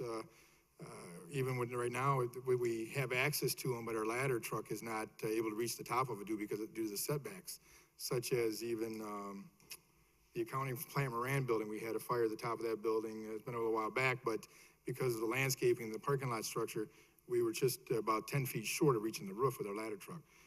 So there's other areas where I still feel that this, we can definitely make sure that we know the areas where we have our challenges for access points, as we do now with our current trucks, and we can come up with a pre-plan to make sure that we're able to address those issues should we have a problem at that building. Okay, I just got two more. It says outrigger reduction. You said the outriggers do not extend as far as the other one. What's the difference, the width difference? How much less do they extend? I don't have the numbers on the rear mount 100-foot platform. I can just tell you that from listing and researching this, that was a common benefit that was listed on a mid-mount, was that the footprint required, because it's a lower apparatus, it's not as high as a rear mount, and because of that center of gravity being lower, they do not require that our stabilizers go out as far. The representative from Rosenbauer, do you know the answer to that? Definitive. What I'm looking at right now is, I believe it's a 15.6-foot width at the front, and I believe it's like 14-something at the rear. The one thing that we do differently that nobody else can do is we call our aerials are smart ladders. We actually read where the outriggers are at compared to where the ladder's at. So if you have a car parked in a certain area and you can short jack your ladder, that ladder knows what it can do and what it can't do as far as full capacity over to the swing to the short side. So let's say we're at 50% out of your outriggers. We can go out, and so if your normal outreach is 96 feet to the side, we'll be able to go out approximately 43 feet. So you can still swing over to the short jack side and still have full stability and full capabilities of that up until your 50% capacity. So it's always thinking where that outrigger's at. We're the only one on the market that has that available. So I'm doing a sales job to you too, Right. at the same time. It's interesting, I just, when you're, I guess, adjusting that outreach, does it tell the operator to stop, or does it stop automatically? It stops it automatically. Oh, that's it, okay. It's all done with a screen that you see. When you put your outrigger out at the back of the truck, it will tell you exactly where you're at with that and how long a reach you'll have. So the operator knows before he even sets the truck up how far to the side he can go. So in the competition, it's literally up to the operator to make that determination? The way NFPA says, which are guidelines that we have to adhere to, anything going to the short jack side, you have to be able to stop it or control it. Most of the competition, once it gets off to -10 or a rotation of 10 degrees either side, it'll stop the ladder. It's a two-man operation to get it back into the swing of things. Ours sits there and basically watches all the stability of the ladder, the outriggers and replacement of the outriggers, and it'll stop it at full capacity. So if you've got 500-pound tip load and flowing 1,000 gallons of water, it'll bring it off to the side, it'll stop. The only way you can correct it is to either go up or retract it to get back into a safe zone and bring it back. Oh, what a You nice still have feature. the full capacity when you stop. Okay, thank you for that The short explanation. jack side? That's on the short jack side, yes. Okay, great, thank you. Chief Manning, the location, you said it's going to be at Station 2, is that correct? The ladder truck will be assigned to Station 3. Oh, that's perfect, because I just heard that Rochester Hills has their ladder at 4, and I didn't hear Mr. Knight's question. So, That's great, thank you. I'm very impressed with the truck, I like it. Does it have a bucket on it? No, it's a straight stick with the nozzle at the end. It is remote control. The firefighter can stand up to 200 feet away and operate the truck with the remote control. I can guarantee if you bring it up here and put it 100 feet up, I won't be anywhere near the tip. All set, Mr. Burmeister? Okay, Ms. Rebecki? Thank you. I was wondering if the representatives could explain your warranty process and how, is it prorated for certain items or paint, body? I mean, how does that work? Or is it not prorated? The way we've done it, and we've always been that way, is none of it's prorated. All of it is a full warranty. So when we say 5 years, 10 years, 20 years, it's the full length of it. So in your 19 years and 364 days, something comes up, you'll still get the full warranty as long as you report it in the process. And that's got to be done through our dealer network. Okay, thank you. Okay? Excellent. Ms. Mitchell? Just a couple comments. First, I wanted to compliment staff on the information that you put together in our packet. It's very detailed, it's summarized well and easy to follow. So thank you for taking the time to prepare it to the level that you did. Then second, I just wanted to make the comment that there are times when you purchase something of this nature and you have a quality concern and it's disappointing, right? But I think that the response that you get from the manufacturer or the vendor or the seller, once you have that experience, the fact that someone will take ownership of it, will stand behind it, will operate integrity, can actually result in the summary of your experience actually exceeding your expectations and result in you being open and receptive to continuing to do business with that person. And I think that that is what staff is bringing forward to us today. So my compliments to you on how you handled the previous situation, and I just wanted to provide those comments. Excellent comments there, Ms. Mitchell. Mr. Knight? I was back when we bought the 2 ladder trucks that were eventually phasing out. And I was sold at that time that by having a 2-axle truck, we could get in closer and we could get up and it saved money in that. Now I'm hearing we need a tandem axle, longer, harder to maneuver truck because it's longer, and so you can be farther away and still get to the same thing.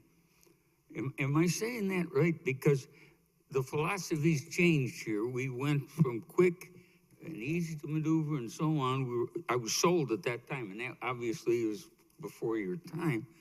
But now you're telling me I need a big, long truck because of the flexibility of the 100-foot. And that's not adversarial. I just want to make sure when somebody says, why are you buying that big truck? I have an answer.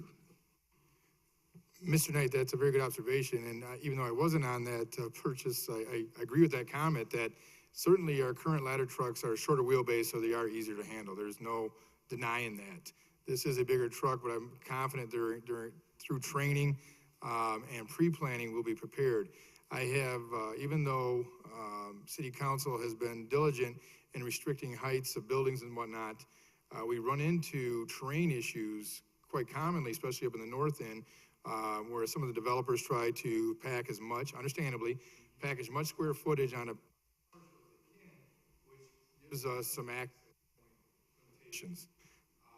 With that, we run into multiple situations where either because the parking space out further away from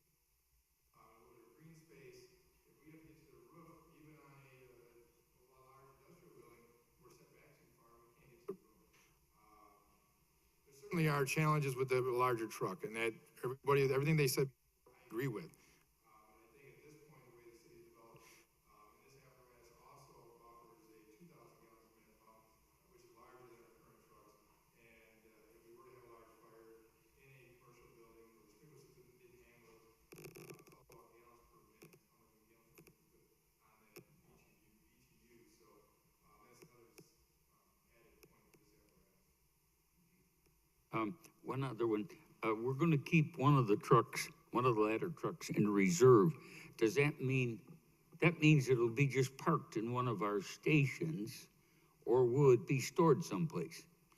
It'll be stored at our station. It'll be checked out regularly every week. It'll be checked and run and gone through. And our trucks are annually, with annual testing on the ladder trucks and or other regular preventative maintenance, we're continuously right now rotating trucks in and out. So it'll be used in service. It just won't be the primary vehicle. Okay, yep, not primary use, but it'll always be available to use. Thank you very much. Thank you, Mr. Knight. Mr. Kittle. Thank you, Mr. Mayor. What is the delivery timing for this truck? It's 365 days from the time we do the pre-construction meeting, which means we meet with their engineers out at their facility, and we go through every nut and bolt, from the lug nuts to the nuts that hold the nozzle at the end of the ladder. And we go through everything with that. From that date, it's my understanding, it's 365 days. Based on our timeline now, if this is approved here today and signing the contract, we would put us into August, so we're looking at August of 2018 for delivery. Thank you. On the prepay, payment options in there, what if you don't put anything down? What are the other options? If we don't put anything down, we can utilize the option of using the sort of pay-as-you-go plan. Once they hit certain timelines, or benchmarks, I should say, once the chassis is completed, we could pay a payment of $318,000. And then once they completed the aerial portion of it, there'd be another $311,000 payment, which they indicated on a timeline. If this is signed in August, they would anticipate a March-April timeline for those two payments. So therefore, we would gain a discount of almost $19,000. Yeah, I don't know that the discount's that significant, and if it's even worth it. I lost track of, through all the presentations we've had on public safety, we were eliminating, I think you said 2 ladders or 2 trucks? 2 ladder, I call them ladder trucks, but yes, we will be limiting 2 future purchases that would, if we were continuing with our old model of having 2 suppression apparatus at each station, we're eliminating 2 ladder trucks. We've already reduced 1 engine that was highly problematic with maintenance issues some time ago. We haven't replaced that. So really, we're going down a total of 3 apparatus compared to where we were 5 years ago. Will we be retaining this truck after delivery, or will this one be sold, or what is the? We currently have 3 ladder trucks. We would sell 1. And then as we made sure that we go through our inspection process and that one, we have no issues, we would put another one up for sale, so we'd retain 1 of our current ladder trucks. Who else has a 100-foot ladder truck in this area? Rochester Hills has a ladder truck to the east of us, and Lake Orion has I believe, a very similar 100-foot truck too to the north of us. They both have 100-footers as well? I think Rochester Hills might be a little longer, 105, I believe. I'm not positive on that, but it may be, for some reason I want to say it's 105. I believe Lake Orion is 100-foot, and it's a Rosenbauer. Gentlemen that are the manufacturer and selling the truck, have you delivered in Southeast Michigan, have you delivered any like trucks that we're purchasing here recently? Sir, if I could have you come stand at the podium, please. To answer your question, yes, we have delivered units in the area. Recently, a couple of the most recent would be Orion Township, would be a 100-foot mid-mount of the same nature of the truck that you're looking at. City of Plymouth and Northville City combined is one fire authority, and they purchased a 101-foot rear mount aerial. We have other aerials that have been sold throughout the state and stuff. So, the Orion Township and the combined Plymouth Northville one, do you recall how much those sold for?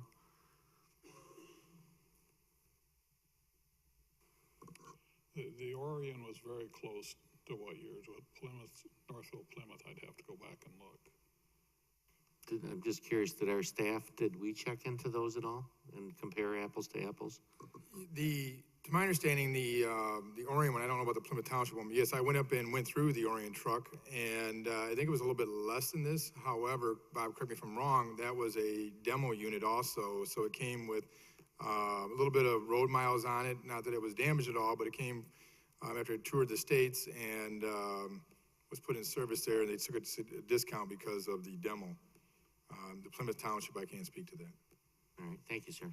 The, just two other comments then, really. It's, to me, you said a couple of key things in it, you know, that I've always been one that I think that we need to up our game as far as procurement, in a role or strategy or that sort of thing. You made a couple of key comments to me is that, you know, one bidder backed out because he thought that we were, you know, warmed up or, you know, we're so satisfied with the manufacturer of the truck that we have that they bowed out. So in my world, if I was going out for a bid on something and we get one bid, to me, that's a message that there was something wrong with the bid and you should actually rebid it. I was looking, there's 38 manufacturers of fire apparatuses across the country. And for us to put an RFP out and we get one bid, to me, that, you know, did we get the best value? You know, it sounds like a heck of a piece of equipment, and the price, I mean, I really have no reference. It doesn't seem bad, I guess, but I'm guessing. And fair price. All right, you know, not to doubt the strategy, but you know, if we're going to go out and procure things, we want to try to get as many people participating in the bids as possible.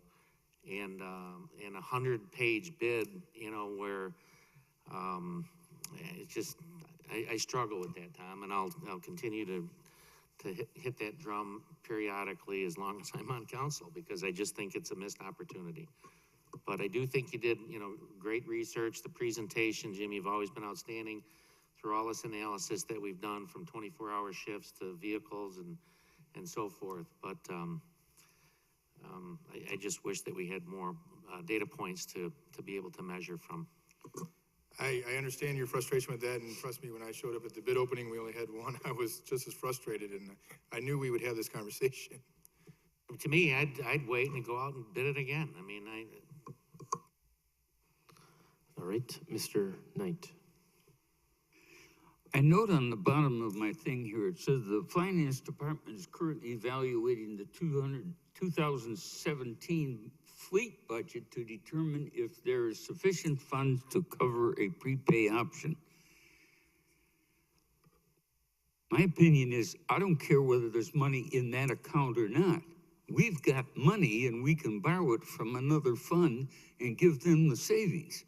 But it should not be so sacrosanct that it's got to come out of the fire or the apparatus or the fleet budget if it makes sense to save the money by prepaying, if it makes sense. We certainly can borrow money from one of our funds to utilize the savings and give them the thing, but I was just kind of curious. It shouldn't be limited. The savings on Operations to Save Fund shouldn't be limited because it's one account or another. Just a comment. Thank you, Mr. Knight. Mr. Kittle. I would just, if we went down any prepay option, then I think there's got to be some sort of a performance clause in it, that if the delivery goes beyond the expected delivery date, that some money comes back.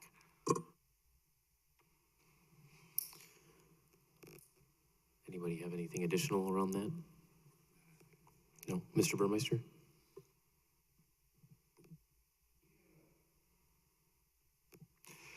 Was there any dollars, or how much do you think the anticipated sale of the 2 used apparatus is going to generate? Do you have any feelers out there from Brindle Mountain or whatever it is?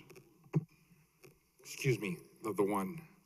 I don't have that at this time. I can tell you on our last engine, which was a Westate, which if you're looking at trying to sell a used vehicle, a Cadillac being the Pierce and or a Westates would be down on the Yugo end. So we got $30,000 for that. But the E1s are reputable apparatus. And I don't know if Bob can speak to that from his experience, but I would just be guesstimating at this point. Knowing that we got $30,000 for that apparatus, I would expect 50 to 100, just guesstimating again. That's just, I'm not a broker by any means, so they are fairly reliable. They have been over the years. They've been good apparatus. We currently went through our ladder testing, annual ladder testing. One of them failed. It's out getting some seals replaced in the ladder so that it can go back in service. But overall, they've been good apparatus. Was there any lease options given, or that is even a consideration that council would want to consider?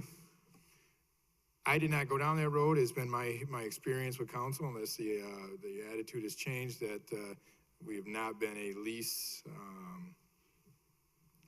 municipality, so I did not explore that option.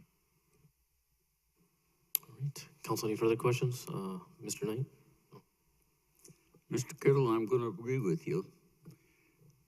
I'm wondering, maybe Mr. Tangi, I'm going to put you on the spot. Should we rebid this?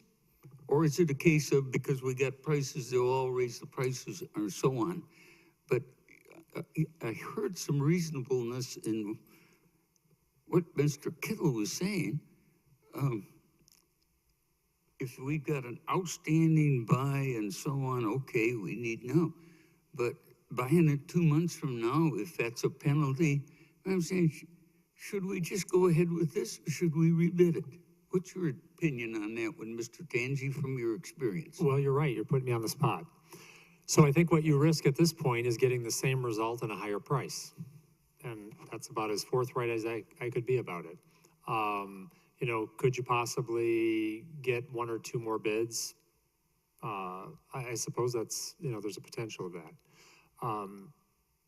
I think the message you would send to the industry is if we rejected it at knowing there was just one, you might actually inch the price up.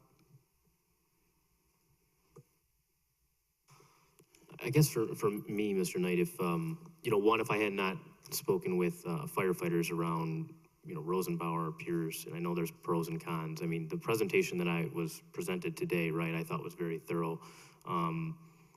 As Ms. Mitchell had alluded to earlier in terms of how they respond to a warranty issue. You know, for me, I will actually pay more if someone is willing to stand behind their product. And I know that, you know, obviously how they react to something, you know, in the past, right, will be a future predictor of how they might do things in the future. And so I would feel even more comfortable, you know, doing business with them because they did stand behind it.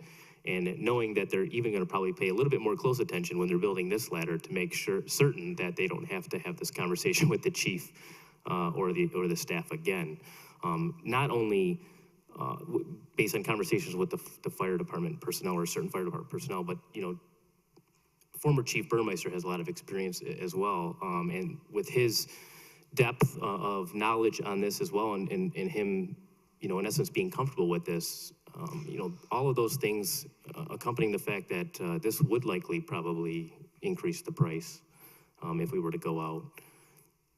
And in addition, I feel that this is an apparatus that we absolutely need, that we don't want to necessarily wait on. I don't want to prolong the purchase of this. We're moving in a great rapid direction, in the right direction to get the fire department fully staffed with 24-hour shifts, and I want to make sure that they have the tools to ensure that you know, they can perform their job to the highest level. So for those reasons, I am comfortable with the presentation and the motion as presented. Your Honor, just to echo some of what you said, from what I've been seeing lately in the industry, it's right around $1 million for a 100-foot aerial, give or take 100,000 either way.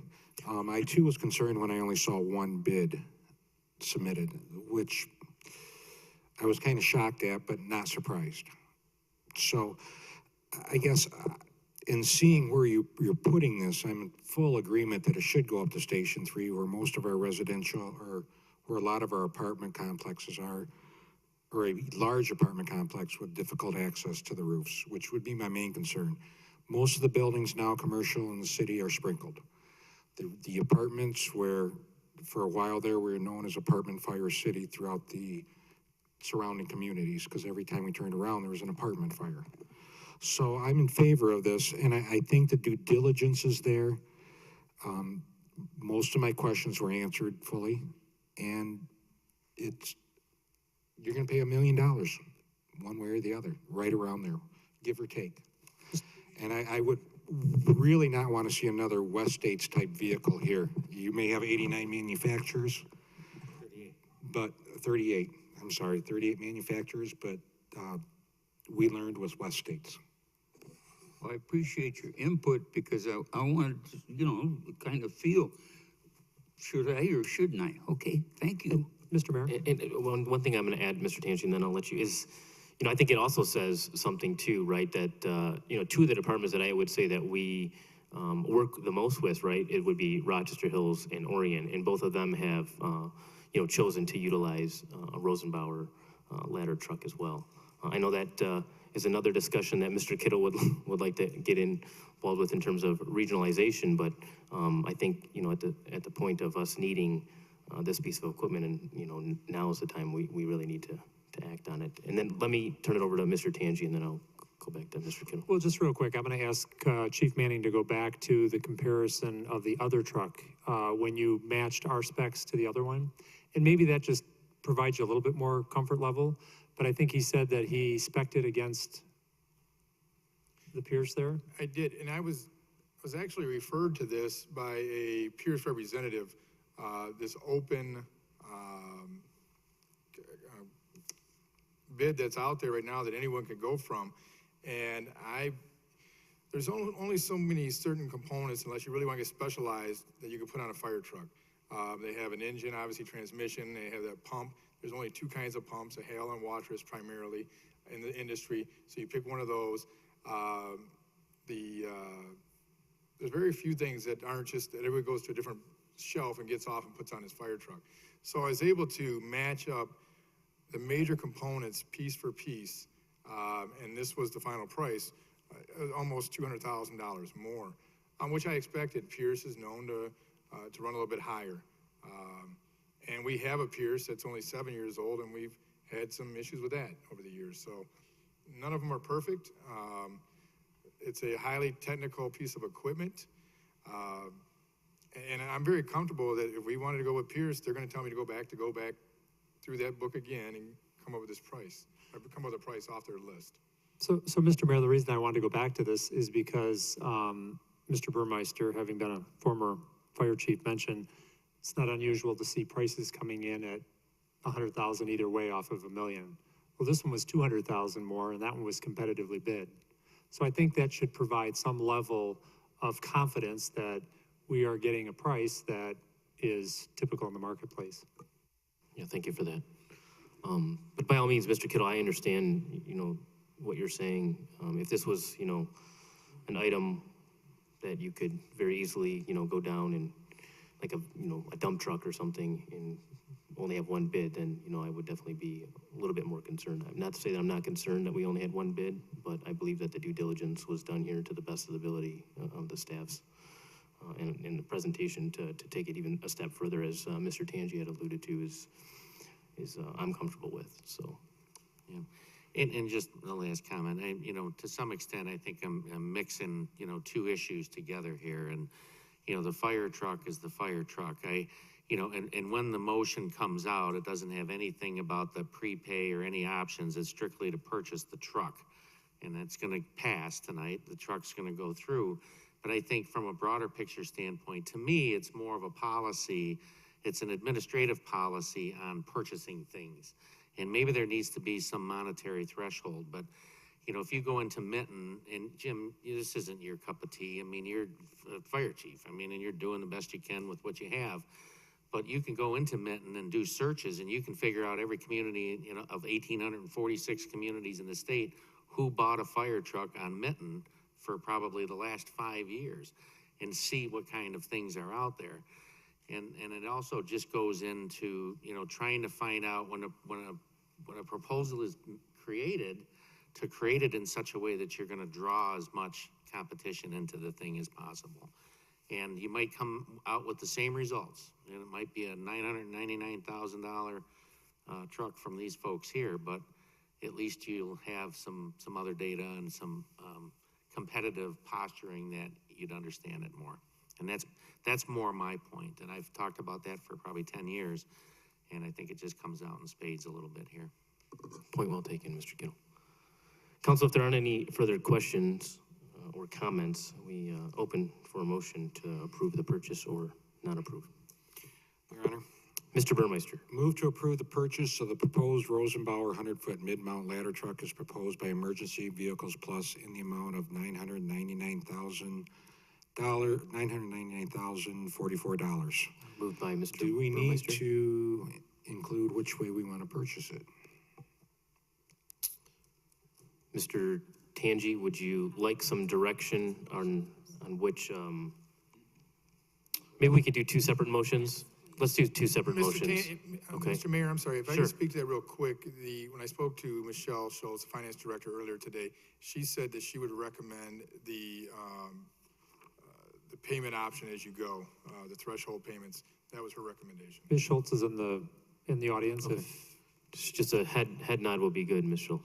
Okay, so we'll do them separate. So this is the motion Mr. Burmeister's made to approve the purchase. It's supported by Ms. Rebecki. Is there any further discussion or comment around that? We are ready to vote. Mr. Burmeister, Yes. Ms. Rebecki. Yes. Ms. Hammond, Yes. Mr. Kittle. Mr. Knight, Yes. Ms. Mitchell, Yes. Mayor McDaniel, Yes. motion All right, carries. so now how are we gonna pay for it? We'll need a motion for the payment, and for the record, it has been noted by Chief Manning that our finance director has asked that we make the purchase as we go, I guess is the best terminology for that. Once a chassis is built, there's a payment, and as they meet certain criteria. Your Honor. Mr. Burmeister. I'll move to purchase this apparatus with the pay-as-you-go plan as recommended by our finance director. Okay, moved by Mr. Burmeister. Do we have support? Support. Supported by Ms. Hammond. Any further discussion or comment? Mr. Knight? Yes, the motion said that was the finance director's recommendation. Okay, good. Okay. Any further? We're ready to vote. Mr. Burmeister, Yes. Ms. Hammond, Yes. Mr. Kittle, Yes. Mr. Knight, Yes. Ms. Mitchell, Yes. Ms. Rebecki, Yes. Mayor McDaniel, Yes. motion carries. Mr. Coulter and Mr. Parker, thank you, both of you gentlemen, for attending and answering the questions. We greatly appreciate it. On behalf of Rosenbauer and Emergency Vehicles, we'd like to thank you as well. Okay, thank you. Have a great evening. Item 10, comments and motions from council. Go first over to you, Mr. Kittle. Thank you. I thought I'd talk about procurement policies. No, I'm just kidding. The BAC Awards dinner, we've been talking about doing something different, and the recommendation is that we have, first off, there's very few people that's any nominations. I think the number was 17 last we added them up. So things have changed. We're trying to figure out the big dinner concept is gone. So we've talked about having a BAC Awards here at council chambers. Kevin, you and I talked about that. Share it with the rest of the council and have a little ceremony afterwards with the hors d'oeuvres, you know, like we do for some of the different events. And the group was pretty excited about that being a good plan B. And so we had kicked out a date of September 25th. So I don't know how that fits, you know, with budget season and everything going else, but I just thought I'd throw that around. They'd like to do it here. This little investment sheet was actually pretty handy. I like that, and I would just ask if it's each one of the line items that has square feet on it. I don't know who created this, but is it possible we could put square feet in a column so those could be added up too? Mr. Cohen doesn't even know that I passed that out tonight, but he shared that for another purpose today. So I don't know, I would assume we can get that off the site plan. Yeah, we can definitely, you like to have the square footage separated? Yeah, that way you can total them up, like the total investment is 502 million or something, and how many square feet does that represent? It'd be a quick sum, you know. Not a problem. That'd be pretty handy. I would say the Opdyke Bridge thing to me is just a little bit of a sore spot. We've all, have issues with the cement trucks rumbling through our little downtown area and the dirt over there and that. And those guys do have a little bit of a legitimate beef, as far as not being able to access that certain way out, coupled with the I-75 construction. But I would just, if we're gonna spend any money on our roads downtown, that maybe we just do some patching until we can relieve some of the congestion through there. So I don't know, through the corridor, Auburn Road from, Squirrel Court through Squirrel and out, and even up North Squirrel. I mean, I don't know if it's feasible, but if we're not gonna be able to do anything to reduce the number of those trucks that are rumbling through there, maybe it makes sense to delay some of those major repairs that we had on the books. So just thought I'd mention that, and that's all I had. Mr. Mayor, can I just comment on a couple things? I believe we're sort of running these things sort of simultaneously. I mean, we're waiting for word on the Updike Bridge. But if I'm not mistaken, aren't we funded from an outside source for the Auburn Road work? Is there funding for that? I mean, are we at risk of losing something if we were to delay the work Mr. Kittle is referencing?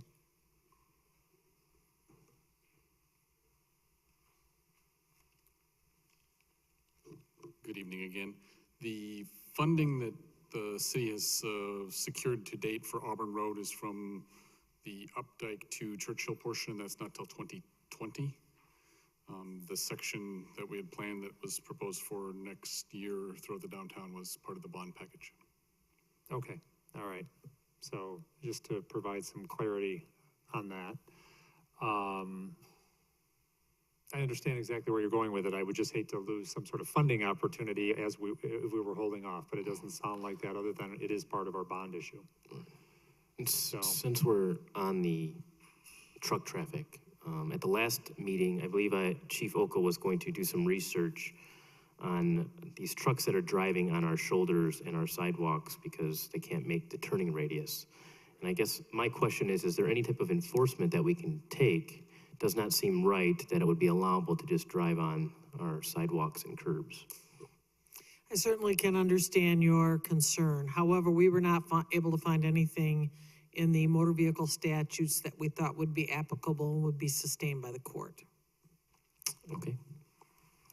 And then one other thing I wanted to comment, Mr. Kittle mentioned September 25th for an event with beautification here. We are scheduled for the budget August 28th and September 11th. So assuming we get through the budget in those two meetings, which we have in the past, and we don't have to go beyond that, September 25th should work. So if you want to consider that information in making your decision, September 25th should work. Well, that would just be awards and presentations or whatever at the front too, right? Item 5. Yeah, we take a little correct break or something. Okay. And we could take a short, recess to do that.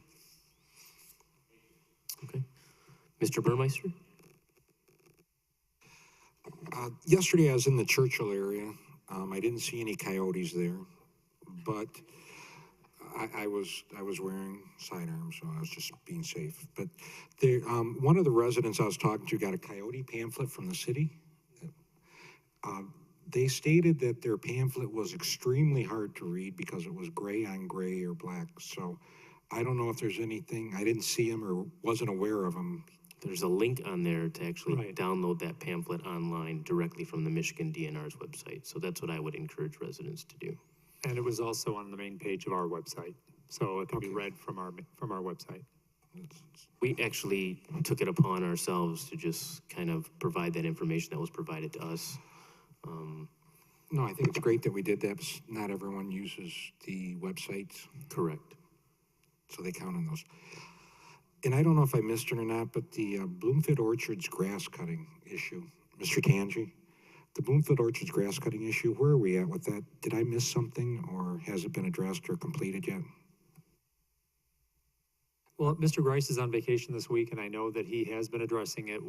I think we did inform the neighborhood association, that like all other neighborhood associations, we did not have plans to continue maintaining those rights or those rights of way or boulevards or. I'm not aware of any situation in most communities where the community is taking care of neighborhood boulevards such as those. And I think that's the last communication that we had with the gentleman who represented the association here before council. Okay, I just want to make sure the communication has gotten back to him, and I do agree with you that the homeowners association should be responsible for their own. Well, not only that, but it's just certainly the level of maintenance that would occur there would be a far cry from what can be done by homeowners or a contractor that they hire who would be able to focus on that on a regular basis. And I think the thing that you need to think about also is do it for one and be prepared for the rest of the requests. You'd actually have to hire new staffing to do it.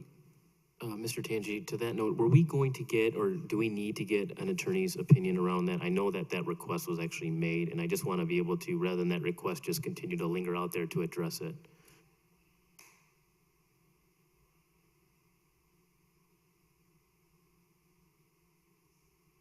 I'd be shooting from the hip at this point. Mr. Grace handled that issue, and he's not here tonight, so I'd need to follow up at the next council meeting. That's perfectly fine.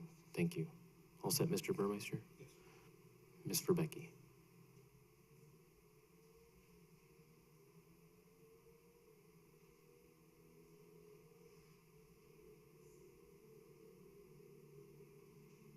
Yeah. Okay. All set? Okay. Ms. Hammond? Okay, well, a couple of mine have already been talked about, but I'm gonna go even farther. Since getting back into town, I noticed the truck traffic now because of the bridge problem. They're coming off of onto Squirrel Road. We have no signage there that says no downtown, you know, trucks are forbidden downtown unless it's a local delivery.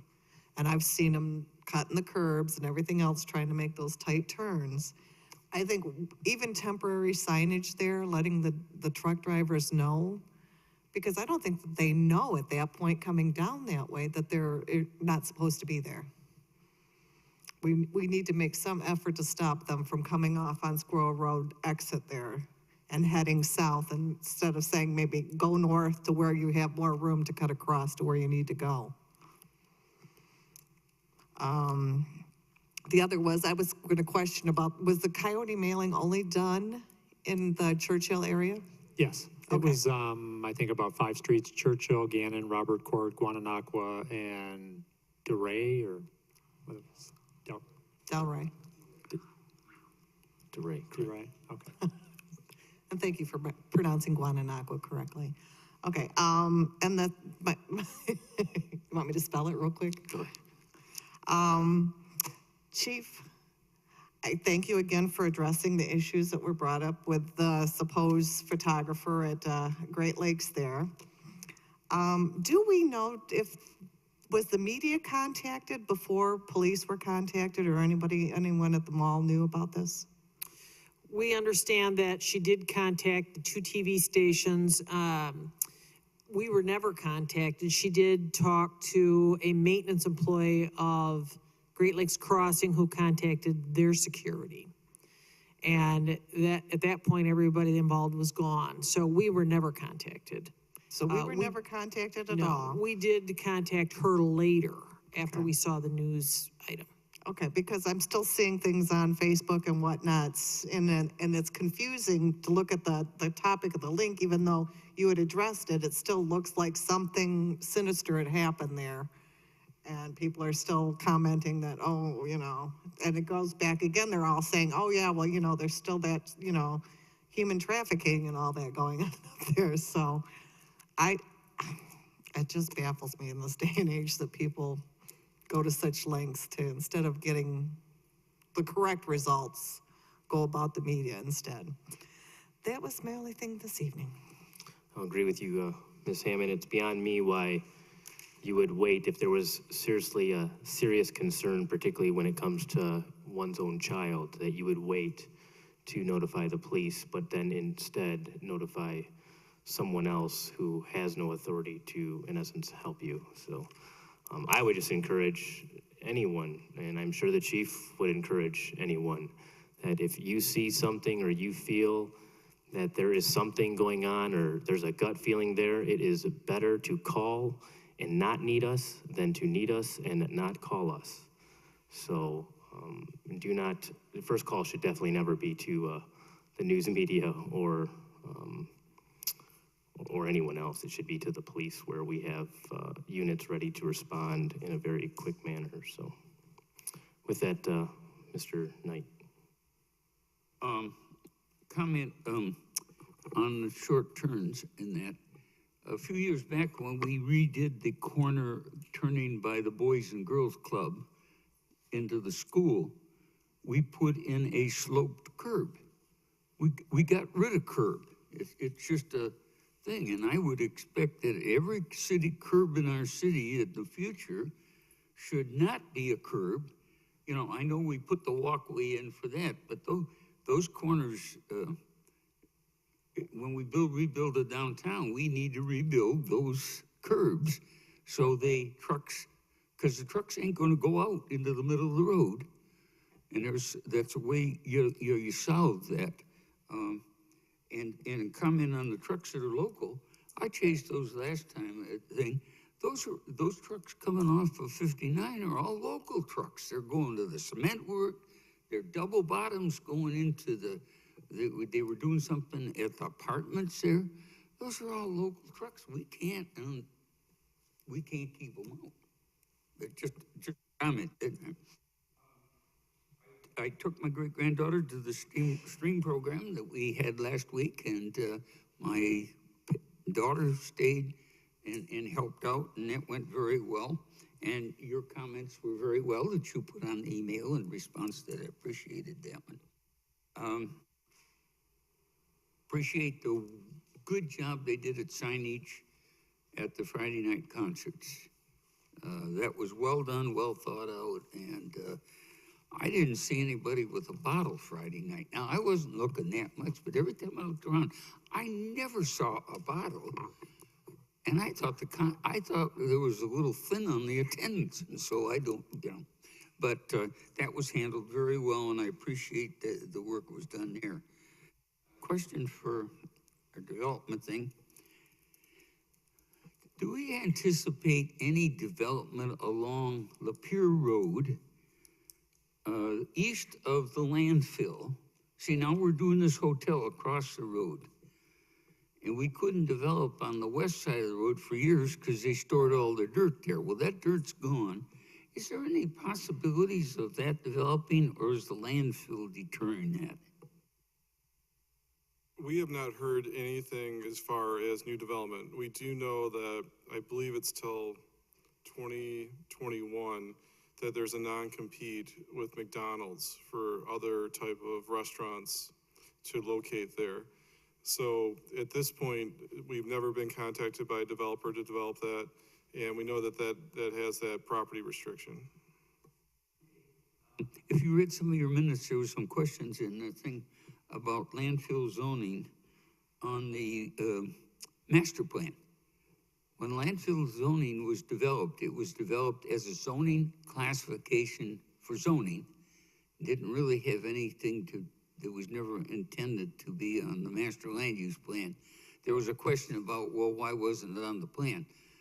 I suppose it could be, but it was never intended when that particular classification, it was meant to show every place in the city that has junk underneath. And we haven't been as diligent, in my opinion, on locating those spots and having that zoning on there so you know. However, our Brownfield Development Group commissioned a $2,500 study, which I said, you, Steve, probably knew more than the study, locating every suspicious site in the city and to do that. And so I just wanted to report that our committee is doing that. And maybe someday we want to do something. For example, they're celebrating the 60th anniversary of the Detroit riots and that. And we do have all the building material on the corner there of 75 going on to 59. That site was raised about 8 to 10 feet. It was flat when I came here with debris as part of that. Well, there aren't many of us left that are going to remember that. And so it probably can develop sometime. It'll go down a lot of things. But I just want to mention that we are trying to ascertain every site that can have some kind of a problem on it. Thank you, Mr. Knight. Mayor Pro Tem Mitchell. Okay, thank you. I have a couple, but I will try to be brief here. First, I wanted to express appreciation to Borg Warner for the hospitality that they showed us on July 14th. We had an opportunity to tour their technical center here in Auburn Hills, and it's really an outstanding facility, and they handled it very professional and was very welcoming of us. So wanted to thank them for that. Also wanted to thank the Council of Rochester Hills for hosting a really valuable training session for me. I think having a refresher is always valuable, and based upon the information that was shared, I would be willing to have some consideration about perhaps adjusting the amount of time that we allocate to public comments, as well as the practice that we have for approving minutes from our executive session. Just some food for thought based upon that feedback. Want to compliment the innovative Touch a Truck event that was hosted by DPW in the library. I thought that was a fun way to connect the public to the more operational side of the city. So hopefully we can do similar events in the future. Congratulations in regards to the 2017 Planning Excellent Award for Best Practices and recognition of the city's age-friendly action plan. I know we put a lot of effort into that, but it's getting a lot of recognition, and I think rightfully so. So it's nice to see that take place. Want to thank the Tifa board. I was glad to see the approval of the purchase of the artificial Christmas tree at the July meeting.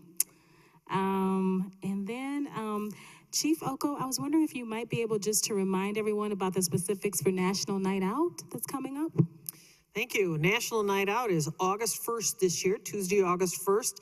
And it's a little bit different than prior years in that we are going to hold 3 simultaneous events throughout the city. One will be at the Den downtown, one here at the Public Safety Building, and then one at Target. So there'll be fun things to do, and we want to highlight the relationship between the community and the police department. So we look forward to seeing people from 6 to 8 at those 3 locations on August 1st. Awesome. Thank you very much. I know our community has always been very supportive of that, as well as some of our surrounding neighbors. So thank you for sharing that.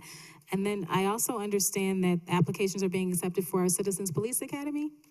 Yes, we're accepting applications now through August 12th. The application form is on our website.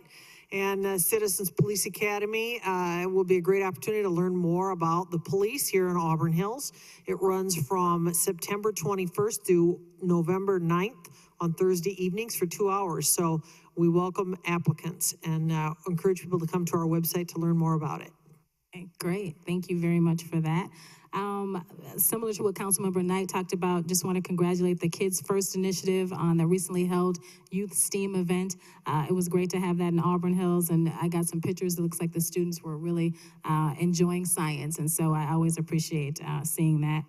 And then in addition to the conversation that we've been having about the truck traffic for semi-trucks, I mean, sometimes I feel like the semi-trucks are taking over our city. I'm still noticing the parking that we have on the corner of Auburn and Opdyke. So I'm not sure if we have started communicating. I saw some signs there, but if we can start more communication about that's not a parking lot, you know, for semi-trucks, that would be appreciative.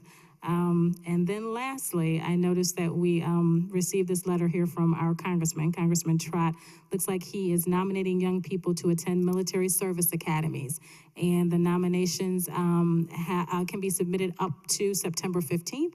So if anyone is interested in that, he has details on his website, or you can email me and I'll be happy to provide you specifics. And that is it. Thank you. Thank you. I think Ms. Rebecca found an item. I did, one item. For those folks who don't travel to the northwest side of town very often, just wanted to make a note that Brown Road is under construction. The northern part of the road, which Mr. Brisson is, has more details about it. Just this week, the Joslin Road the turn left onto Brown Road was reduced to 1 lane. So when you're traveling in that area, just to be cautious of that. Anything that you wanted to add? Do we have an idea of how long that project is going to go? The project is expected to be completed by mid to late October of this year. So it's about a 68-day project. That was from the pre-construction meeting. They were supposed to start a week ago. Last Monday, they actually started on Friday. So technically, they're already just a few days behind. But a lot of work's been done over the weekend. Okay, thank you. And so just so people know, it will be done before the holidays come and all the crazy shopping days are here. That is what was discussed in the Orion Township meeting, yes. Okay, that was all. Thank you very much. Thank you. And seeing as how it was reminded me about this truck traffic, I do have one clarification. So if someone can help me here, if not, you need to get back to it, then that's fine too. But the reason why we cannot deter truck traffic from going through our downtown is because we get funding for those roads. Is that correct? Does anyone know? Mr. Judici is sort of nodding his head. I do recall that we talked about this in the past, and I don't know if maybe no one is prepared to give a definitive answer tonight, but I do recall that one of the main conversations about this in the past is that those roads are rated and funded in a way that prevent us from limiting that truck traffic. So I think that's something obviously without any positive head nods tonight, we'll look into further. Okay, that's great. And just something to think about, if it is in fact because of receiving funding, that I would like maybe council to give some thought to and staff to give some thought to is, I wonder as we have a TIFA district down there, right? And we have a DDA as we start to capture more funding and reinvesting that funding and having more sources of funding in essence to put those improvements down there. If we may be looking into the future better off to not accept that funding, utilizing our own funding to do those road improvements where we can deter that traffic. Because I'm wondering if even though we're getting funding and we're matching funding, right, would we be the same or maybe even better off if we didn't have the abuse on those roads, and then if we can, in essence, paid for it ourselves. So just food for thought. Maybe we can look into it, have staff look into it just to see if that's a possibility. But we spend a lot of time making our downtown look so good, and to have this continual maintenance in terms of trucks, in essence, damaging the property, damaging our roads, and not have any type of recourse, then I'm more so apt to move forward and not accept those funds, and then just be able to deter the traffic and keep the abuse off of our downtown roads. Sure. Mr. Rebecki has a quick comment, and then I'll come to you, Mr. Knight. Mitchell. I'm sorry, Ms. That's okay. Mitchell. No, just on that note, I just would say I would be willing to have that conversation because I cannot think of any vibrant downtown that has that amount of truck traffic that goes through it. If you want any area to be walkable and accessible, then people are not going to be receptive to that if they have, large semi trucks going back and forth. Great. Mr. Knight? We put in a deterrent on through truck traffic, and our attorney has allowed us to do that. We can do that. However, 90% of the truck traffic is local, is our truck, and you cannot prevent a person coming into the city on city, business. You can't stop them. And I'm not talking about the local deliveries, right? I'm talking about utilizing different routes, particularly for the trucks that are carrying cement, gravel, so on and so forth, going up and down Auburn Road from when there are definitely other ways of getting to those businesses. Yeah, because that's all local traffic, and the only way they would do is have to come in from the south and come down Auburn. Okay, so Mr. Kittle. I just have to throw in 2 cents too. I was up in Oxford for dinner last week, and they've got a pretty good little downtown thing going there, Oxford Village, and you want to talk about truck traffic, they've got them gravel trains coming through there. rattle your teeth, but, you know. I stand corrected then. I haven't hung out there, yeah. Okay, I think we're good on that. City Attorney's report. City Manager's report. I haven't reported on much in the last couple meetings, so I'm going to make up for it tonight. First of all, and the Chief Manning can correct me if I'm wrong, but I believe yesterday we started our 24-hour shifts. That would be Saturday, start of the pay period. Saturday, okay. So I point that out just so that City Council and the citizens know now that we are covered 24/7, 365 at all three stations. And that's worth noting because the citizens got behind our millage election last year and supported this, and this was one of the expectations and outcomes. So that's in place now. Just to expand a little bit on something that Ms. Mitchell mentioned earlier, which was our Planning Excellence Award from the Michigan Association of Planning. Wanted to mention that a jury of certified planners in Florida were the ones who reviewed the many entries and determined that submittal by Auburn Hills of our age-friendly action plan will receive the Best Practice Award. There have been a lot of people that were involved in this process, but I wanted to specifically recognize our Senior Services Director, Karen Adcock, and Community Development Director, Steve Cohen, for their leadership on this issue.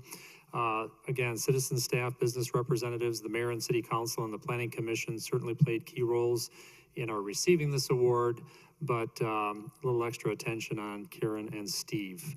And speaking of awards, our staff was informed last week that a nomination that we submitted to the Michigan Association of Municipal Attorneys for the Distinguished Municipal Attorney Award was reviewed and voted unanimously to award our very own city attorney, Dirk Beckerleg, as this year's Distinguished Municipal Attorney.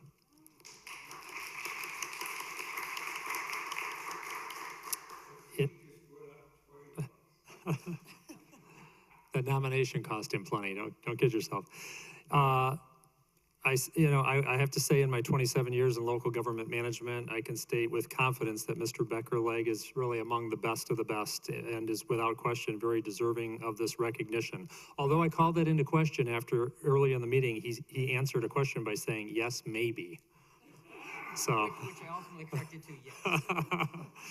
So, I also wanted to mention that today I authored a blog titled The Honor of Firsts. Now, I understand we were having access problems to our blog, so I don't know if it got posted today, but the blog talks about a number of businesses that have recently chosen Auburn Hills to be their first location in Michigan in which to locate their business. Most recently, Auburn Hills was selected for the next Top Golf, a high-tech golf and entertainment venue that is sure to be a hit. Anyone who wishes to learn more about Top Golf or wants to see what it looks like can visit our community development blog at auburnhillsdevelopment.com and scroll down to our July 13th entry. In cooperation with the Chamber of Commerce, we are finalizing our work on a corporate endorsement video with a number of business leaders talking about their experience conducting business in Auburn Hills. This initiative has been led by Stephanie Carroll and Kyle Sislowitz from Community Relations and should be ready and available for sharing in September. And finally, our 2018 budget process is moving along very efficiently. Nearly all the departments have had their budgets reviewed at staff and management levels, and we will be ready for City Council's public review at our first budget workshop scheduled for Monday, August 28th. Thank you, Mr. Tangi. Sure, Mr. Knight. Can you tell me where our bench is? Your the Optimist bench? City Council bench. Well, both of them. It's right across the street. In front of, I think it's south of City Hall on the other side of the street. I think you can actually sit on it and then look in the city manager's office. I'm sorry. Okay, I just. No, it's not in Rochester I Hills. just like to know where all the benches are. Rochester. Yeah, that would be great. Can we put it on the City of Rochester Hills' campus? No, it is on the east side of the road. And I thought you were talking about the Optimist Club, which I believe I saw that one north up near Tinkin. So if you want to make Mr. Tangi nervous, just go sit on that bench and look in his window. All right, we'll need a motion to go into executive session regarding an attorney's opinion letter. Moved by Mr. Becky. Do we have support? Supported by Mr. Burmeister. We're ready to vote. Ms. Verbecki? Yes. Mr. Burmeister? Yes. Ms. Hammond? Yes. Mr. Kittle? Yes. Mr. Knight? Yes. Ms. Mitchell? Yes. Mayor McDaniel? Yes, Motion carries. thank you. Convene from executive session at 10:24. Motion to adjourn, moved by Ms. Mitchell, supported by Ms. Rebecca. All in favor? Aye. Those that oppose, meeting is adjourned.